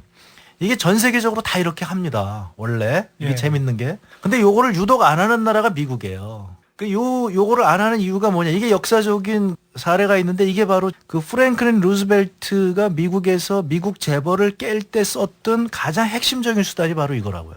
그래서 이 제도가 미국만 있는 거예요. 근데 이것을 한국에도 있었어요. 97년도 이전에. 그런데 그때 한국 재벌에는 이게 왜 안 통했냐면 그때 한국 재벌은 배당을 안 했거든요. 그렇죠. 무배당 상태로. 배당을 안 하면서 서로 이제 그 계열사 채무 보증을 해주니까 채무 보증으로 그때는 빚 쓰는 게 중요한 거니까 정부가 빚 이제 싸게 주는 게 중요한 거니까 그걸 가지고 은행에서 싸게 얻어서 그때는 문제가 안 됐었어요. 그러다가 98년도가 이제 되어서 경제 위기가 온 다음에 해외 자본이 들어왔잖아요. 해외 자본이 배당을 요구하거든요. 채무보증은 못하게 막아놨고 배당을 요구하니까 배당을 해야 되는데 자기네들이 가만 보니까 그런 조항이 있는 거예요, 법인세에. 저희가 그때 그걸 몰랐어요. 그랬는데 나중에 그걸 깨닫고 2004년도에 그걸 알아서 그걸 딱 보니까 그게 언제 없어졌냐면 98년도, 99년도, 2000년도, 2001년도에 서서히 그 조항이 완화가 되어서 지금은 재벌들이 거의 구속을 안 받고 배당을 받는 이런 식이 된 거죠. 그러니까 그동안에 대한민국에 난다긴다는 학자들이 뭐 회계학자, 경제학자, 경영학자들이 해서 갖고 그 조항은 이중과세를 하는 거다. 이중과세 하는 나라는 전 세계에 없다. 이래가지고 그게 이런 식으로 바뀐 거죠. 그랬는데 저희가 2004년도에 미국의 부시 대통령이 미국에 있는 요걸 없애려고 그런 거예요. 이 사람이 감세를 하려고 그러니까. 그러니까 갑자기 저희 몰랐는데 알버트 대학에 모크라고 하는 교수가 있는데 이 사람이 랜달 모크라고 하는 교수인데 이 사람이 거기에 대해서 페이퍼를 하나 썼어요. 논문을. 그 법이 그렇게 우스운 법이 아니다. 재벌을 해체하기 위한 아주 중요한 법이었고 그런 역사적인 사례가 있다. 그러니까 미국하고 캐나다하고 거의 비슷한 법제도를 가지고 있는데 캐나다는 그 법이 없고 미국은 그 법이 있는데 그 결과 어떻게 됐느냐? 캐나다에는 한국의 재벌 같은 게 있다는 거예요. 미국은 지금 한국의 재벌 같은 게 없어요. 그런 식으로 안 생겼죠. 근데 이제 그렇게 되면 어떻게 되냐면 미국에서는 만약에 그런 상황에서 한국의 재벌처럼 되게 되면 그냥 집단 소송에 걸려요. 너 왜 그렇게 그 배당세 많이 내는 회사에 왜 그렇게 출자를 했느냐 이런 식으로. 그러니까 이게 굉장히 중요한 법이거든요. 이거를 재벌들이 이렇게 해버린 거예요. 그러니까 지금 강만수 장관이 얘기한 대로 이 양반이 2005년도에 책 썼을 때 그게 있더라고요. 그래서 관료들이 무섭긴 무섭구나. 이 사람들은 알고 있었구나. 그러면서 이제 강만수 장관이 그때 뭐라 그랬냐면 참여정부가 재벌개혁 한다 그러면서 니네 이거는 오히려 완화하지 않았느냐. 얘 바보들아 이렇게 이제 거기에 욕하고 있는 거예요. 그래서 저는 이분이 이제 대통령 측근으로서 소망교의 절친으로서 현 정부에 들어갔으니까 혹시 그걸 하지 않을까 뭐 이런 절대는 안 하죠. 0.1% 내가 기대를 했는데 역시 조용히 있어서 제가 이번에 그걸 이제 만천하에 알렸죠. 이분이 이렇게 위대하신 분이다. 그러니까 저희도 뭐 만천에 알리는데 좀 두 띨띨이들이 일조를 한 것 같고요. 지금 출자 총액 제한제 뭐 이런 거를 지금 대안으로 막 내놓고 있는 당도 있고 한데 이거 어떻게 생각하세요, 홍 교수님? 그러니까 이제 출자 총액 제한 제도가 거미줄 재벌 계열사에다 그냥 끊임없이 출자를 해가지고 거미줄이 됐으니까 그 출자하는 액수의 한도를 정하는 거죠. 이 정도 들어와가지고 없애버렸죠. 근데 그 없애버린 다음부터 계열사가 엄청나게 늘었고 그 없애버린 다음에 순환 출자가 는 거예요. 이게 순환 출자라고 하는 것은 뭐냐면 계열사 하나가 다른 A 계열사가 B 계열사에 투자하고 B 계열사가 C 계열사에 출자하고 그다음에 C 계열사가 다시 A 계열사에 출자를 해요. 그럼 이런 식으로 돈이 아무것도 안 들어가는 거죠. 왜냐하면 한 기업에서 다른 기업으로 옮겼다가 다시 제자리로 오는 거니까. 뻥튀기 하는 거죠. 그냥 계속 뻥튀기 하는 거예요. 그러니까 자기네 자본금을 무제한으로 늘릴 수 있어. 그냥 서로 뭐 1조 원 하지 뭐. 아니면 10조 원 할까? 100조 원 할까? 그냥 100조 원을 서류상으로 100조 원, 100조 원, 100조 원 출자를 해버리면 어떤 현상이 벌어지냐면 거기 원래 갖고 있던 소액주주들이 있을 거 아니에요. 이분들이 예를 들어서 1조 원을 갖고 있었다고 그래 보세요. 그러면 이렇게 돌린 게 1조 원일 때는 1대1이었는데 50%의 지분을 갖고 있었는데 얘네들이 갑자기 100조 원을 돌려버리면 100대1이 되는 거죠. 그러면 소액주주들은 발언권이 전혀 사라져버리는 거예요. 거꾸로 그 이면은 이제 재벌가가 극소수의 지분을 가지고 각 계열사들을 다 다스리는 거지. 장악하는. 그러니까 일본 지배하는. 삼성의 경우에 지금 공정거래위원회에서 발표한 게 뭐냐면 삼성 일가가 가지고 있는데 0.99밖에 안 돼요. 1%가 안 됩니다.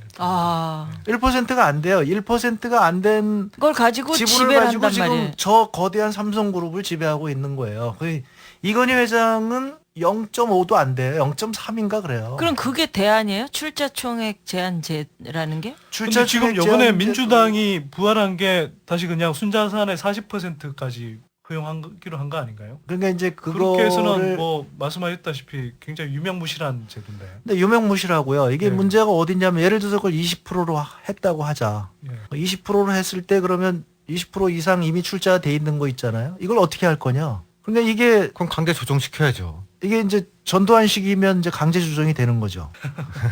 근데 지금은 이제 그게 안 되는 거란 말이에요. 그러니까 지금까지의 경우를 보면 유예 기간을 줘요.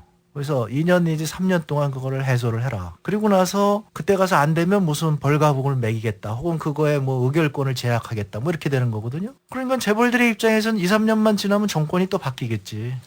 그다음에 또 분위기가 바뀌겠지. 그때쯤 되면 이제 한 1조쯤 뭐 사회공헌이나 하든지 이렇게 되면 법이 없어지겠지 이렇게 생각을 하고 있단 말이죠. 그러니까 지금 사실 우리가 재벌계에 이렇게 열심히 얘기해도 저분들은 콧방귀도 안 껴요. 그 말씀 좀 드리고 싶은데 아까 이제 홍 교수님 뭐 민주당에서 이제 경제 민주화 강령도 채택이 되고 강령 정책 읽어보고는 이참에 민주당원이 돼야 되나 뭐 이런 생각까지 할 정도로 진짜 한번 나중에 이 방송 들으시는 분들 한번 읽어보세요. 그대로 실현되면 유토피아가 돼. 제가 볼 때는. 최종적으로 제가 거기 기대했습니다. 저는 자부심을 느끼고. 그런데요. 중요한 건 뭐냐면 아까 이제 차건 표현하셨는데 문제는 신문에 맨날 나올 때 새누리당은 김종인 비대위원이 나와요. 민주당은 누가 나오느냐? 김진표 이 엑스맨에 나온다고. 사정을 아는 사람들은 재벌 개혁을 이야기할 때 김종인 의원이 가 있는 새누리당이 더 개혁을 제대로 할 것 같지. 민주당이 노무현 정부 때 사실 재벌 편의들 계속 봐준 김진표가 전면에 나와 있는 그 이미지가 계속 나오는데 민주당이 무슨 재벌 개혁이 제대로 할 것 같냐 이런 이야기를 생각할 수밖에 없다고요. 그러면 지금 김종인 선생님 모시고 김종인 선생님은 이미지가 좋다 이런 얘기를 하는 거요? 아니 그게 아니라 이제 재벌 좋으시죠. 적어도 재벌 개혁에 관해서는 그렇다는 거죠. 아세요. 그래서 한마디 좀. 아니 근데 뭐 오늘 띄워주려고 그런 건 아니고요. 이게 거꾸로 이야기하면 그만큼 지금 민주당이 개혁을 하려면 정책 개혁을 해야 되고 인물 개혁을 해야 되는데 정책 개혁은 어느 정도 수준까지 왔단 말이에요. 일단은 큰 틀에서는. 아니 근데 그것도 근데 총론만 있지 아직. 아니 그러니까요. 당론이 그래도 없어서 난 지금 모르겠다. 한나라당에서도 구시대의 정치인을 몰아내자라고 안에서 지금 비대위에서 얘기를 하고 그래도 정화가 안 되는 거 아니야 한나라당도. 근데 굳이 민주당에 지금 앞에 나선 사람이 별로 그렇게 신뢰가 안 간다. 이런 그 이의를 제기하는 이유가 뭐요? 보세요. 이게 저는 김종인 의원님이 그런 말씀하셨잖아요. 한나라당이 뭐 안 바꾸면은 뭐 안 바뀐다. 물론 그 말씀도 일정하게 맞겠지만 한나라당은 저는 뭐 기본적으로 크게 기대 안 해요. 그러면 똑부러지게 정권을 교체했을 때 그럼 경제 권력도 함께 바꿔줄 수 있는 똑부러진 야권 세력이 있어야 되거든. 아니 근데 바꿀 사실 수 없으면 뭔가 자기가 예전에 했던 일에 대한 참여를 한 이후에 그 다음에 나는 이렇게 변했다. 이렇게 얘기하면 국민들이 반성의 과정 전혀 없죠. 사랑을 네. 줄 수 있지. 저는 이렇게 생각을 합니다. 그러니까 이게 이제 슬픈 얘기인데요. 사실은 슬픈 얘기를 하지 마세요. 즐거운 얘기 하세요. 저희 재벌 개혁하는 사람들이 몇 사람이 있는데 97년도에 경제위기가 왔을 때 재벌 개혁에 굉장히 호기였는데 그때 그 기회를 놓친 게 너무 안타까워서 그때서부터 한 10년간 공부를 한 겁니다, 저희가. 아까 얘기한 대로 이게 재벌 개혁 공부하면 갑자기 주위에 사람이 없어지고 이렇게 왕따 되고 그 왕따. 소수가 이렇게 지하로 내려오게 된다니까요. 결국. 그렇지 않아 내려오고 그랬는데 사실은 노무현 정부가 들어서면서 기대를 굉장히 많이 했었죠. 대통령 나올 때 공약도 재벌 개혁 굉장히 강력하게 얘기를 했고 말로만 강력한 하여튼 뭐 거는. 그래서 기대를 많이 했는데 좀 지나니까 이제 아니구나 이제 저희 깨닫고 그때 그렇다고 인수위원회 부위원장이 김진표였잖아요. 뭐 아무튼 그때는 이제 딱 그런 감잡았지 이거 안 될 거다. 사정이 있고 그래서 이제 저희 생각에 이 공부가 이제는 우리 살아생전에 아마 필요가 없을 것 같다. 너무 안타깝다. 우리 그러면 후배들한테 이걸 좀 넘겨줘야 되는데 후배들도 없어요. 이거 공부하면 이제 지하실로 내려와야 되니까 그 없어요. 그래서 야, 이 상태로 이제 끝나고 마는구나. 김종인 선생님 떴는데. 그러니까 이제 그 말씀을 1세대 드리려고 분들은 그러는데 이렇게 떴는데. 뭐가 또 어떻게 아니, 돼? 지금 비대위에 떠 계시잖아요. 비대위에 앉아 계신 게 아니고. 그런데 재벌이라고 하는 게 정관, 경원 이미 다 장악을 해놓은 상황이거든요.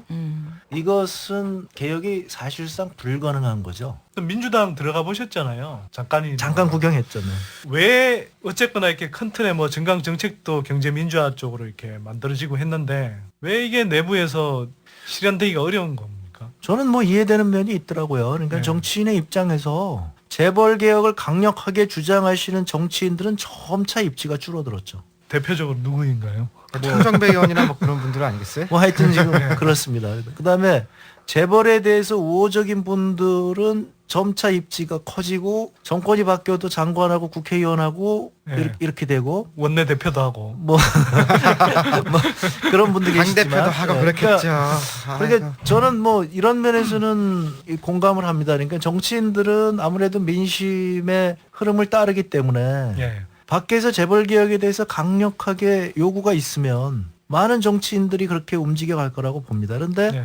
밖에서 그렇지 않다고 한다면 재벌들이 내부에서 강력한 요구들이 있거든요. 그거에 넘어가기가 굉장히 쉽다는 거죠. 그렇죠. 그러니까 이제 선거 때까지는 국민들이 굉장히 힘을 행사하지만 선거가 끝나고 나면 국회의원들하고 일반 국민들하고 거의 만나는 일이 별로 없잖아요. 선거를 매년 할까요? 뭐 매년 하면 재벌 그래서- 계획은 될 것 같은데. 그래서 트위터에서도 뭐 지금 한명숙 대표 언팔 운동이 일어나고 그러는 게 언팔. 지도부 경선 과정 때는 막 트위터 열심히 하시더니 그대로 뚝 끊어버리시니까. 아유 정치하시는 분들이 얼마나 힘들어. 근데 아니 근데 트위터하고 뭐 앉아있을 최근에 시간이 이제 어딨어. 워낙 사실은 이제 안 하는 게 좋지. 사실 뭐 공천심사위원회도 꾸려지고 이러니까 이제 뭐 일이 많았는데 오늘 이제 뭐 그래서 열심히 소통하겠다 뭐 이런 쪽 이제 멘션을 하셨다고 그러더라고. 근데 진짜 소통이라는 건 그냥 트위터 해달라는 게 아니라 민심의 흐름을 정확하게 읽고 거기에 부합하는 정책과 인물들을 만들어 나가면 되는 거잖아요. 그게 사실 진정한 소통이잖아요. 그게 이제 굉장히 어려운 게요. 제가 가서 보니까 이 재벌, 검찰, 언론 여기가 무서워요. 그래서 어떤 정치인이 자기네 이익에 반하는 입법을 한다거나 혹은 발언을 하잖아요. 집중적으로 가서 공격을 하더라고요. 집중적으로 공격한다는 게 어떤 식으로? 검찰 개혁을 누가 얘기를 하잖아요. 그러면 잡아넣겠죠. 그러면 이제 그 사람의 조그만 문제가 있으면 가서 얘기를 하고 막 이런 거죠. 그러니까 일반 국민들이 보기보다 정치인들이 느끼는 그 위협은 이 거대한 권력에서, 그러니까 이 정부 같으면 이제 정부도 하나의 권력이고, 예. 그러니까 이것이 굉장히 큰 거예요. 언론도 마찬가지란 말이에요. 언론 개혁이라든가 이런 얘기하는 사람들은 그냥 뒷조사하고 맨날 나쁜 기사 나오고, 그렇죠. 거짓 기사 예. 내고 예. 막 이런 거고요. 재밌는 말씀 하나 드리면 여자들이 중요해요. 그래서 여성? 이게 왜 그러냐면 이 사람들이 떡값을 안 먹는 여자들이. 아 그렇죠. 그다음에 동창생들이 안 쫓아와요. 예. 그러니까 미국에서도 재벌 개혁하거나 이럴 때 보면 굉장히 중요한 위치를 한 사람들이 여자들이 많아요. 그러니까 한국에서도 지금 그러니까 여성 리더십 같은 게 조금 생겨야 된다 이런 말씀이시죠. 그것도 중요하고, 그러니까 왜 이런 걸 내가 가만 생각해봤더니 이 여성들이 상대적으로 부패에 골프를 안 네. 치고 술을 안 먹고 연줄에 덜 연줄이 연연하고. 없고. 예. 그러니까 대부분의 그런 국회의원이나 이런 데 계신 분들은 재벌 계열사들의 뭐 친구가 있을 거 아니겠어요. 네. 뭐 그러니까 친구들이 와갖고 계속 뭐 같이 놀자 그러고 뭐 이런단 말이죠. 그러다가 나중에 재벌 개혁 이런 거 얘기하려고 그러면 금방 막 올 거 아니겠어요. 그래서 네. 지난 몇 년간 참여정부 때도 저희가 재벌 개혁 얘기하면서 국회의원들하고 많이 얘기를 했거든요. 이러이러한 네. 입법을 하셔야 된다. 그래서 그분들이 우리 앞에서는 그거 중요한 거다. 이거 해야 되겠다 그래요. 나중에 보면 강간무소식이야. 그러니까 어떻게 보면은 한국도 경제도 마찬가지인데요. 조금 의사결정층에 가면은 거의 빅브라더 다 비슷하다는 생각이 들거든요. 그러니까 조금만 이제 말씀하신 것처럼 다른 식으로 치려고 하거나 각본 없는 얘기를 하려고 그러면은 그 다음부터 이제 가혹한 통제가 들어오는 거죠. 네. 우리가 그러니까 여기서 지하실에 있는 거 아니에요? 그러니까 아니, 이제 예. 그때 보면 거리낌 없이 얘기하신 분들이 여자 국회의원들이 많았어요. 예를 들면 누군가요? 그게 이제 어제 저랑 같이 박영선 토론했던 박영선 의원. 네. 그래서 이제 박영선 의원 존경하는 이유 중에 하나가 이제 그런 네. 거고. 지금 이제 안 됐지만 김현미 의원. 예. 예. 그다음에 박선숙 의원. 예. 이런 분들이 오히려 잘하시는 거예요. 예. 박선순 의원 참 멋있던데 제가. 그러니까 같이 일해보니까. 결국은 그것이 제가 생각하기에는 바로 보이지 않는 이 그림자 권력의 크기를 보여주는 거죠. 예. 그러니까 여성분들이 아마 잘 모르지 않나 싶기도 해. 이게 얼마나 무서운가를. 그 여성분들도 그렇고요. 그나마 목소리 좀 내는 사람들은 진짜 왕따 당하더라고요. 제가 예전에 김영철 변호사 만났더니 이제 노무현 정부 때 재벌 개혁을 기대를 했는데 안 됐다는 뭐 이야기 앞에서도 했지만, 그러면 좀 그래도 그나마 좀 했던 사람이 누굽니까? 이런 이야기 했더니 좀 생각하더니 천정배 의원을 이야기를 하더라고요. 그 천정배 의원이 이제 법무부 장관일 때 삼성한테 뜻값 안 받은 검사들이 누구냐, 그걸 명단을 달라 그랬다는 거예요. 그래서 그 명단을 받고 실제로 그 검찰 인사할 때 삼성 뜻값 받은 사람들은 다 승진 안 되고 하여튼 안 받은 사람들을 이렇게 승진시키고 하는 그런 정도로까지는 했다는 거죠. 그래서 이제 얼마 전에 또 뭐 기회가 닿아서 이제 천정배 의원을 잠깐 만났는데 참 그런 식으로 이제 계속 해오다 보니까 당에서는 계속 왕따가 되는 상황, 그리고 김진표류가 대세가 돼 있는 이런 상황이 돼버리는 거죠. 이 어찌 보면 물론 김진표는 그 한 사람이라기보다는 침묵하고 비판하지 않는 그 흐름에 얹혀서 이제 이런 사람들도 사실 승승장구하는 거죠. 어찌 보면. 재벌개혁에 성공한 나라들, 다른 나라들을 보면은요. 그 재벌개혁에 성공한 가장 큰 이유를 저는 볼셰비키 혁명이라고 봐요. 그러니까 이제 스웨덴 발렌베리가나 아니면 미국 같은 경우도 그때 당시에 이제 1930년에 경제가 안 좋아지니까 거기 사회당이 이제 막 생기거든요. 그러면 재벌들의 입장에서 봤을 때 거기 이제 그쪽 나라들 재벌들이죠. 이게 잘못하다가 볼셰비키 혁명이 일어나는 거 아닌가. 볼셰비키 혁명 나면 다 뺏기는 거 아니에요. 그러니까 그 다음에 그거보다는 좀 더 완화된 그런 재벌개혁 정도는 이건 받아줘야 되는 거 아닌가. 이렇게 이제 타협이 되는 거거든요. 그러니까 강력한 외부적인 압력. 두 번째는 루즈벨트 대통령 같은 경우도 중간에 위기가 옵니다. 그래서 중간에 이분도 짱을 봐요. 이 재벌개혁을 해도 될까. 이분이 짱도 보셨군요. 미국 대통령께서. 굉장히 잘 알아요. 그래서 그때 이제 대중운동이 벌어진 거예요. 지금 우리 식으로 얘기하면 부유세 운동. 재산 나눠갖기 운동. 그래갖고 여기가 인기가 막 올라가거든요. 그러니까 양쪽에 보수당, 공화당 인기 올라가고 그다음에 시민단체 이쪽 인기 올라가고 루즈벨트 대통령 인기가 막 떨어져요. 그러니까 정권의 위기가 온 거죠. 그때 이분이 이제 결정을 내려요. 그래서 재벌 개혁을 하겠다. 국민들의 요구가 그렇다면 하겠다. 그래서 4선 대통령이 되죠. 미국 역사상 전무후무한. 제가 항상 주장하는 게 그겁니다. 이게 재벌 개혁은 정치인에만 맡겨둬서는 도저히 성공하지 못한다. 그만큼 이건 재벌의 권력이 너무나 강하기 때문에 어떤 면에서는 지금 불가능한 상황에서는 통합진보당이 뭐 인기는 높지 않더라도 그쪽이 더 강해지고 어딘가 견제하거나 대한 세력이 있을 때 가능할 것 같아요. 아니 근데 대한민국 국민이 굉장히 다이나믹한 국민이기 때문에 지금까지 불가능하다는 것을 다 국민이 헤쳐왔어요. 국민의 의식이 변하면은 아무리 정관 이게 다 엮여 있다 할지라도 그 도리 없이 할 수밖에 없어요. 그러니까 그런 상황까지 가기 전에 스스로. 이 정치권이 그리고 재벌 세력들이 인식을 제대로 하고서 협조적으로 해가지고서 변화를 가져오면은 보다 더 안정적인 발전을 할 수 있게 되냐 하는 것이 내 지금 생각이에요. 지금 재벌 개혁이나 경제 민주화가 양당에 이렇게 화두로 떠오른 이거 자체가 기적인 거죠. 저희가 보기에는. 야, 이건 정말 기적이다. 여기까지 어떻게 왔는지도 모르겠다. 근데 이제 선생님이 한나라당에 들어가시고 나니까 어떻게 됐냐면 민주당의 분위기가 바뀐 거죠. 그전에는 이거 재벌개혁 얘기하다가 이게 또 잘못되지 않을까 이렇게 돼 있는데 한나라당에서 그러니까 예를 들면 이제 대표적인 게 재벌세 같은 거거든요. 이게 재벌세가 저희가 이제 많이 그 얘기를 해왔던 건데 사실은 조용히 이제 연구해 와서 이거 나중에 기회가 되면 이걸 한번 써야 되겠다 이렇게 했는데 이거는 이제 굉장히 그 센 거라고 사람들이 인식을 하니까 민주당에서도 이런 얘기를 하게 지금도 이제 내부에서 논의가 많아. 이거 너무 센 거 아니냐면 재벌세라고 하는 단어 자체가 이제 좀 세다고 느껴진 모양이에요. 재벌들이 거부감을 갖고 있죠. 재벌들도 이제 거부감을 갖고 한나라당은 재벌세 받나요? 한나라당은 어떻게 하실 거예요? 재벌에 관한 세제 개혁. 재벌에 대해서 어떤 방편이 가장 변화를 가져올 수 있는 가장 효율적인 것이냐 하는 거를 지금 연구 중에 있어요. 한나라당 나름대로 콘센서스가 있어야 될 거 아니에요. 그러려면은 굉장히 정치 의식의 변화가 있어야 돼요. 그 정치 의식의 변화가 없이 뭘 내놔 봐야 그게 의미 없는 얘기가 될 것 같아서 일체 함구를 하고 있는 그런 형편인데 재벌 개혁이라고는 얘기를 갖다 하든지 뭐 이 경제 세력에 대한 탐욕을 절제하게 만든다는 제도를 만든다고 하니 그게 뭐 선거 공약도 다 좋지만 나중에 나라를 다스리는 최고의 통치자가 될 사람이 그 사람이 얼마만한 의지력과 얼마만한 인식을 가지고 하느냐에 달려 있어요. 매우 중요하죠. 예. 그래서 난 다음 대통령이 될 사람은 지금 현재 우리 사회에 나타나고 있는 여러 가지 현상에 대한 제대로 인식을 하면은 국민한테 그걸 아주 철두철미하게 약속을 해야 된다고. 그러려면 여러 가지 제도를 만들어야 된다고. 그럼 의회에서도 그걸 갖다가 제대로 만질 수 있는 능력이 있는 의원들이 있어야 된단 말이에요. 그래서 이제 그것이 굉장히 중요하니까 뭐 지나가는 말로 한번 얘기를 해보는데 경제 민주화라고 하는 것을 강냉에다 집어였기 때문에 그걸 실현시킬 수 있는 사람을 한번 대보니까 전부가 다 민주당하고 없어. 사람들이. 떨거지도 없나요?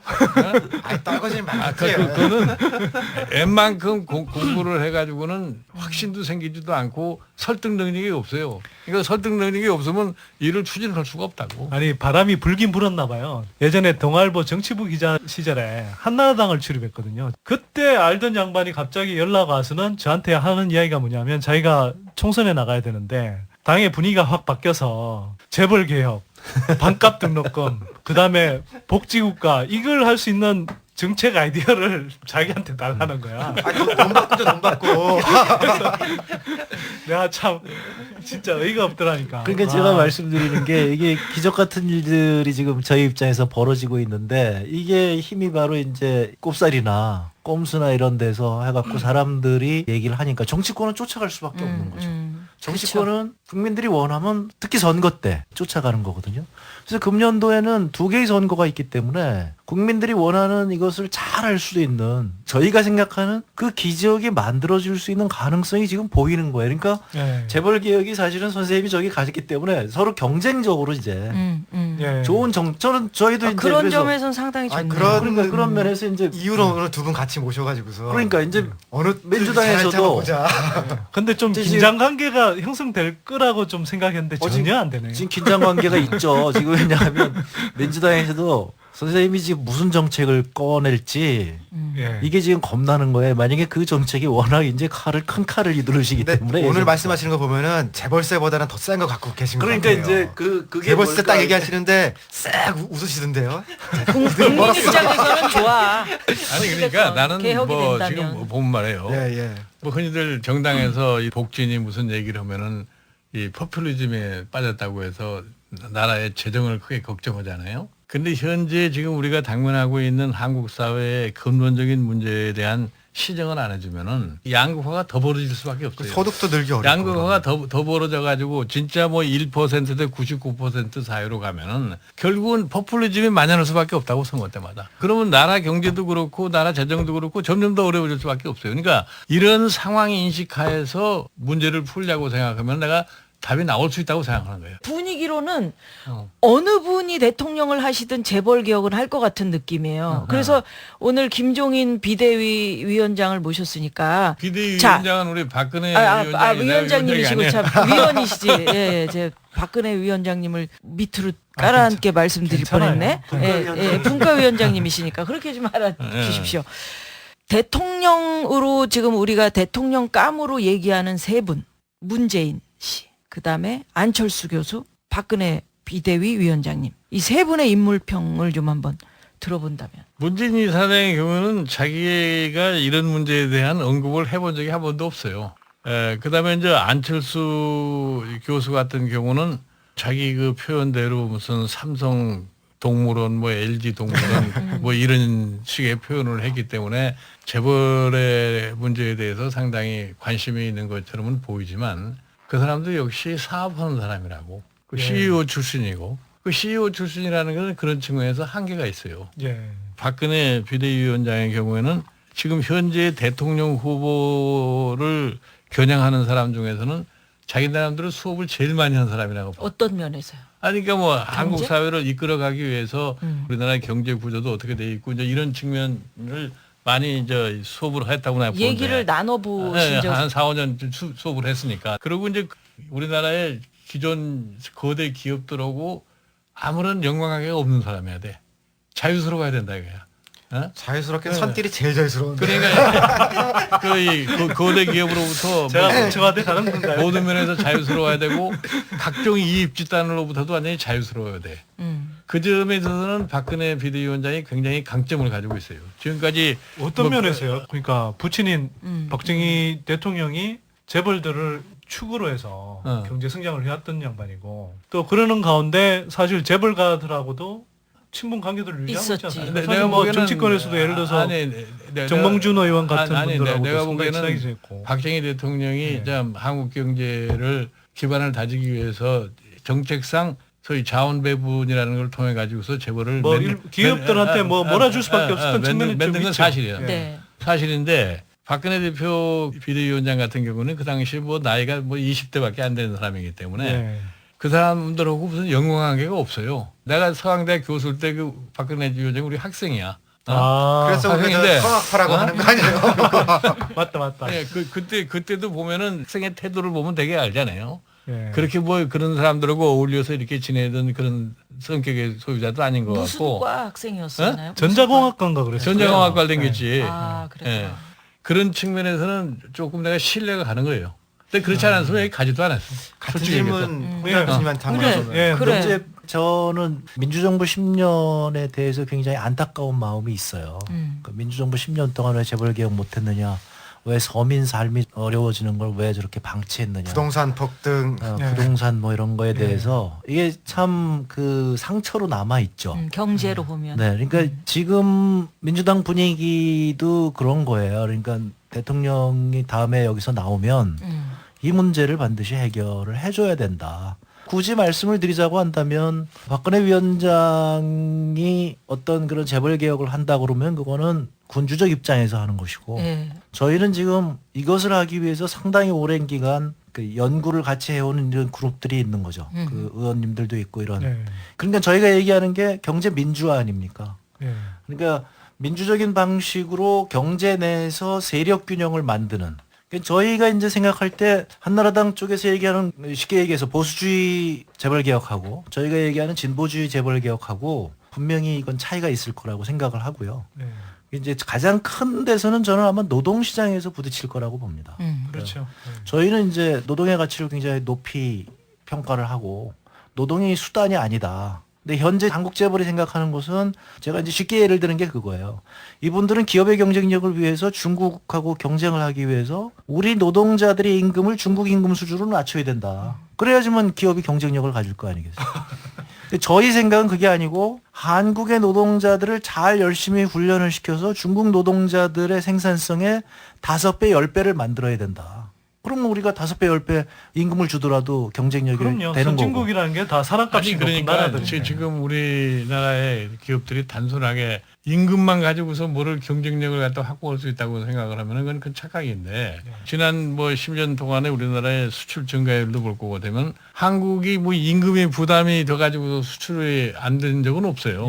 예를 들어서 독일 같은 나라는 임금이 아마 선진국 중에서도 제일 높은 나라라고. 노동 시간도 짧고. 그럼에도 불구하고 그 나라가 뭐 요새는 중국한테 수출 1위 자리를 뺏겨줬지만 수출은 계속해서 늘어나고 있어요. 그리고 잘 되고 있습니다. 그 사회는 모든 거를 다 이 균형을 맞춰놨기 때문에 독일이 2009년도에 제일 성장률이 나빠요. 마이너스 성장률을 제일 많이 했어. 두 번째로 나쁜 나라가 영국이고 그다음에 이제 세 번째가 미국이고 불란서가 네 번째인데 이 네 나라의 실업률의 증가를 볼 거고 되면은 독일은 한 7% 정도 실업률이 증가했고 불란서는 25%, 영국은 62%, 미국은 57% 실업률이 늘어난 거예요. 그런 것만 놓고 봐도 이 사회 계층 간에 있어서의 이 세력 관계를 어떻게 잘 유지하느냐가 난 굉장히 경제 효율을 위해서도 중요한 거라고 하는 생각을 해요. 그러니까 이제 저희 생각은 한나라당이 거기까지 쫓아와도 저희는 좋고요. 근데 아마 거기까지 못 올 거다 그래서 충분히 차이가 있을 거라고 봅니다. 그다음 두 분 나온다 그랬더니요. 사람들이 저한테 꼭 질문 좀 해달라고 그랬던 게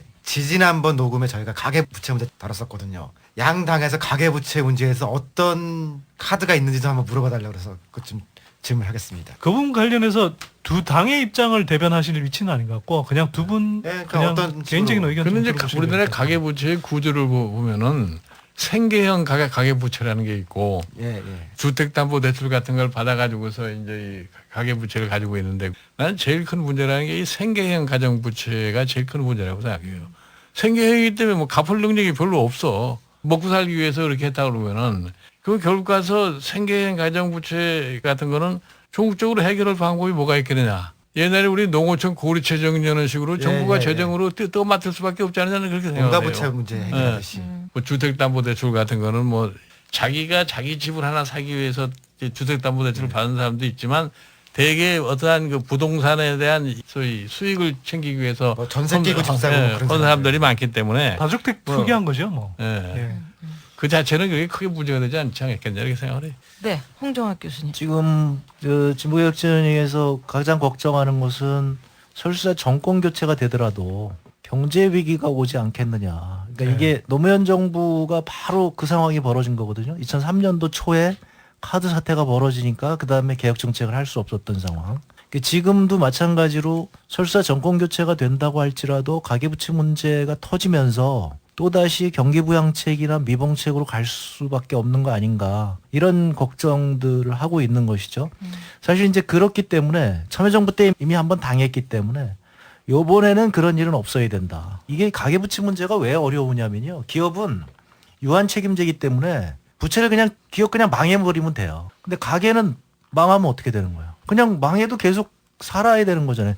그 국가가 계속 보조를 해줘야 되는 거라고요. 그러니까 가계부채 문제가 만약에 터지게 되면 이건 우리나라에 굉장히 장기적으로 10년, 20년 정도 회복하지 못할 아주 엄청난 사태가 여기까지 지금 온 거예요. 그래서 이 문제에 대해서는 굉장히 강력한 지금 대책들을 약간 강력한 거 뭐요? 하고 있고 제가 말씀드릴 상황은 아니고요.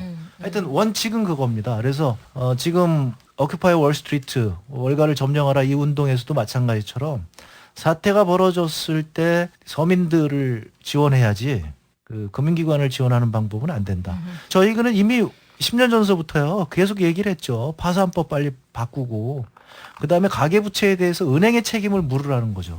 그래서 그런 주장을 계속 했는데 그게 안 돼서 지금 이렇게 굉장히 위기의 상황까지 왔고 지금 대책은 뭐 그런 식으로 논의는 되고 있습니다. 그러니까 부동산 경기 부양을 계속 요구하는 기득권 언론들의 논리 중에 하나가 거품 깨지면은 서민들이 더 다친다 이렇게 표현을 하는데 사실은 그거 건설업체나 뭐 이 도덕적 해이에 빠졌던 금융기관들을 이렇게 막 무지막지하게 도와주는 거 3분의 1만 우리나라의 서민들 위해 쓰면 되거든요. 우리나라 사실은. 지난 과거부터 지금까지 경제 정책의 가장 모순이 그건데 예. 뭐 경기가 조금 뭐 어떻다고 그러면 튀어나오는 말이 부동산 대책이야.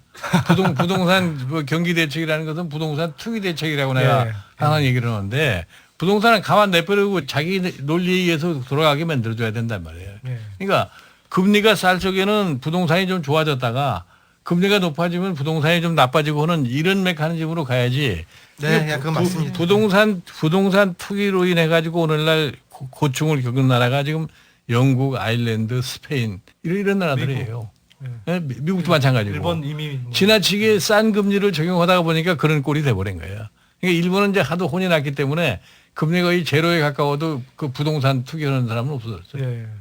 마지막으로 이 재벌 개혁에 대한 결론을 좀 내려주신다면은 어떤 생각을 갖고 계시는지요? 아니 향후 그러니까 어떻게 하실 이제 방안은 이제 앞으로 도출해서 내놓을 것이고 그것에 대해서 여기에 해당되는 사람들이 협조적인 자세를 보이는 것이 앞으로 이 우리나라의 경제나 사회 구조를 안정을 시키면서 경제가 정상적으로 발전시킬 수 있는 기반을 구축을 하고 보기 때문에 그것이 꼭 나에게 불리하다고는 이런 인식을 갖다가 좀 안 해줬으면 하는 것이 재벌 내 바람에. 기업들 말씀하시는 거죠. 근데 이명박 정부 재벌 정책은 어떻게 보세요? 그거 뭐 솔직히 해서 뭐 재벌 정책이 뭐 특별히 없잖아요. 왜냐면 처음에 아니 뭐 출자 총액 제한제 다 풀어주고 그러니까 뭐 처음에 기업 프렌들리를 했기 때문에 뭐 재벌 정책이라는 게 있을 수가 없는 거지. 뭐. 재벌 지원 정책이죠. 재벌 촉진 정책.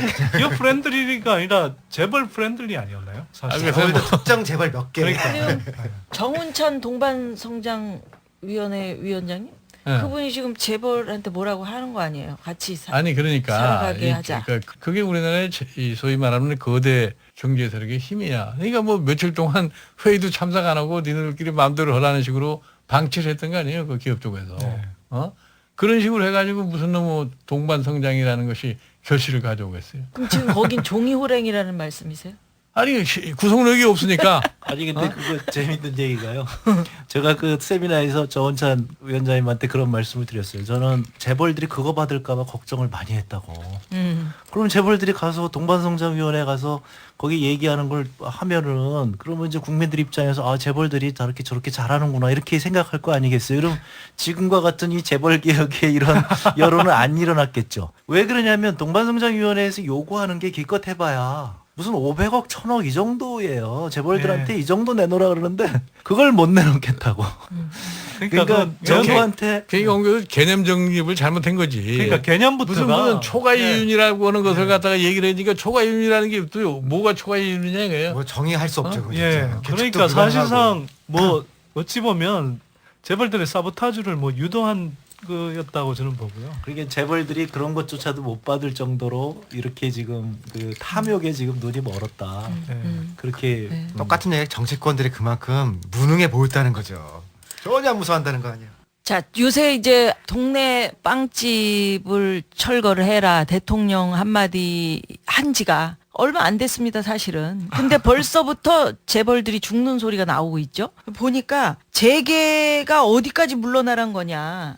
어? 순환 출자 금지 이미 상당 부분 끊어져 있어서 실효성 의문이다. 또 뭐 한순간에 모든 걸 바꾸라는 무리한 요구가 어딨냐. 빵집 철수하라니 열린 경쟁 시장까지 문제 삼으면 어디까지 재벌들이 물러나라는 거냐. 이렇게 이제 재벌들이 죽는 소리를 하고 엄살을 하니까 우리 위대하신 각하께서 1월 31일 날 국무회의에서 기업을 너무 위축시키면은 기업이 투자와 고용을 줄일 수가 있어서 국민한테 도움이 되지 않는다. 이렇게 얘기를 하시면서 또 대통령이 그런 발언을 하시니까 그 직후에 관련 부처 장관들이 기업 편들기에 나서고 있어요. 김황식 총리께서도 뭐 한 말씀 하셨던데 그래서 누나가 요즘 신문들을 이렇게 한번 살펴봤어요. 논조들이 몇몇 재벌이 골목 상권에서 철수하겠다고 발표를 했는데 정부하고 정치권의 압박에 재빨리 백기투항을 한 셈이다. 이런 식으로. 아니죠. 그냥 선하게 피해가자는. 그러니까 그래서 실질적으로 과연 그럴까 살펴보니까 사실 빵집 철수를 선언했던 호텔 신라 이부진 사장 거. 그 호텔 신라를 중심으로 운영한 거예요. 호텔에서. 롯데그룹 신격호 회장의 외손녀 장선윤 대표, 철회 의사를 밝힌 베이커리 전문점 포숑, 롯데백화점 입점해 있어. 현대차그룹 계열의 오젠 구매 매점이야. 그럼요. 그럼 뭐가 이게 골목 상권하고 이게 맞물려서 빵집을 철수한 거냐. 많은 사람들이 호텔에서 운영하는 빵집에 뭐 무슨 일반인들이 왜 거기 가서 빵을 먹을 이유가 뭐가 있느냐. 골목 상권하고는 이건 아무 상관이 없다. 그냥 선언적으로 빵집 몇 군데 우리 안 할게 해놓고 지금 마치 대기업들한테 불이익을 준 양 이렇게 떠들어대고 그럼 우리 또 각하께서는 거기에 또 화답을 해서 또 에이 빵집 관두라고 했으니까 이 정도면 됐어. 이런 식의 어떤 마무리? 이거 어떻게 생각해? 조선모사라는 말이 있죠. 빵집 하나 빼주고 떡볶이집 10개 들어오겠죠 이제. 그래서 저는 이제 말씀드린 게 뭐냐 하면 이제는 우리가 삼성공화국 때 다뤘지만 더 이상 재벌 상품을 사지 않고 뭔가 생활을 할 수가 없는 지경까지 와버렸거든요. 그래서 사실 산업 생태계가 지식하는 게 굉장히 큰 문제인 상황까지 와버렸고 저는 여기서 10년, 20년 정도 더 가버리면 10년을 어떻게 가요? 아니 그러니까 망할 텐데 그 전에. 그러니까 완전히 멕시코형 경제로 가버린다라는 거죠. 그래서 지금 정치 권력뿐만 아니라 경제 권력도 바꾸면 좋겠다라고 이야기했지만 상당히 좋은 기회가 왔고 또 그런 분위기가 이제 점점 커지고 있는데 이때 정말 표현이 좀 어떨지 모르겠는데 재벌과의 전쟁 피하지 말아야 된다고 생각합니다. 재벌의 탐욕스러움을 좀 버려라. 그렇죠. 아니 이게 그렇게 해야 사실은 제대로 건전한 경제 구조를 만들어서 성장을 하는 거거든. 근데 우리가 언제까지 뭐 100년 전 미국 50년, 60년 전에 독일, 일본과 같은 그런 시대착오적인 그런 이 거대 기업 구조를 유지할 거냐 이거죠. 홍용학 교수님이 마지막으로 한마디. 재벌 개혁은 너무 어렵고요. 미국도 30년 걸렸어요. 한 30년쯤 걸렸어요. 그 경제 위기를 맞고 나서야 깨닫고 했고요. 일반 그 시민들이 아셔야 될 것 같아요. 그러니까 뭐냐면 저 삼성의 주인이 바로 우리 국민들이거든요. 왜냐면 1%를 갖고 있는 분이 저걸 지금 지배하고 있으니까. 그러면 나머지 99%가 저걸 지배하는 게 맞는 거죠. 그러니까 이게 지금 정상적인 상황이 아니다. 그러니까 프랭클린 루즈벨트 대통령은 뭐라고 그랬냐면 사적 사회주의라고 그랬어요. 이게. 깡패 사회주의지 완전히. 이게 자본주의가 아니라는 거예요. 이게 시장 경제가 아니라는 거예요. 저렇게 자기가 한 표밖에 안 갖고 있는데 99%를 저렇게 통제를 하고 있으니까 저게 사회주의지. 저게 어떻게 우리가 얘기하는 시장 경제냐. 그러니까 주인 의식을 갖는 게 굉장히 중요한 것 같아요. 그래서 요번이 아니면 좀 어렵겠다. 제가 가장 걱정하는 건 중국이 지금 굉장히 빠르게 성장을 하고 있기 때문에 우리가 요번 기회에 재벌 개혁을 제대로 하지 못하면 우리는 굉장히 큰 위기가 올 것 같다. 예. 그래서 우리는 외칩시다. 니네가 혜택을 받으려면 고용을 늘려라. 니네가 고용을 받으려면 동네 골목 상권에서 빠져나와라. 니네가 혜택을 받으려면 중소기업에 대한 착취행위 그만둬라. 니네가 혜택을 받으려면 노동고용법 위반 그만둬라. 이게 이제 홍종학 교수님이 하신 얘기고요. 자, 우리 길게 보고 외치겠습니다. 교수님, 정치는 쫄지마. 두 분 함께 외쳐주시고요. 정치는 쫄지마, 경제는 속지마입니다. 우리 길게 봐야 됩니다. 자, 정치는 쫄지마, 경제는 속지마. 와!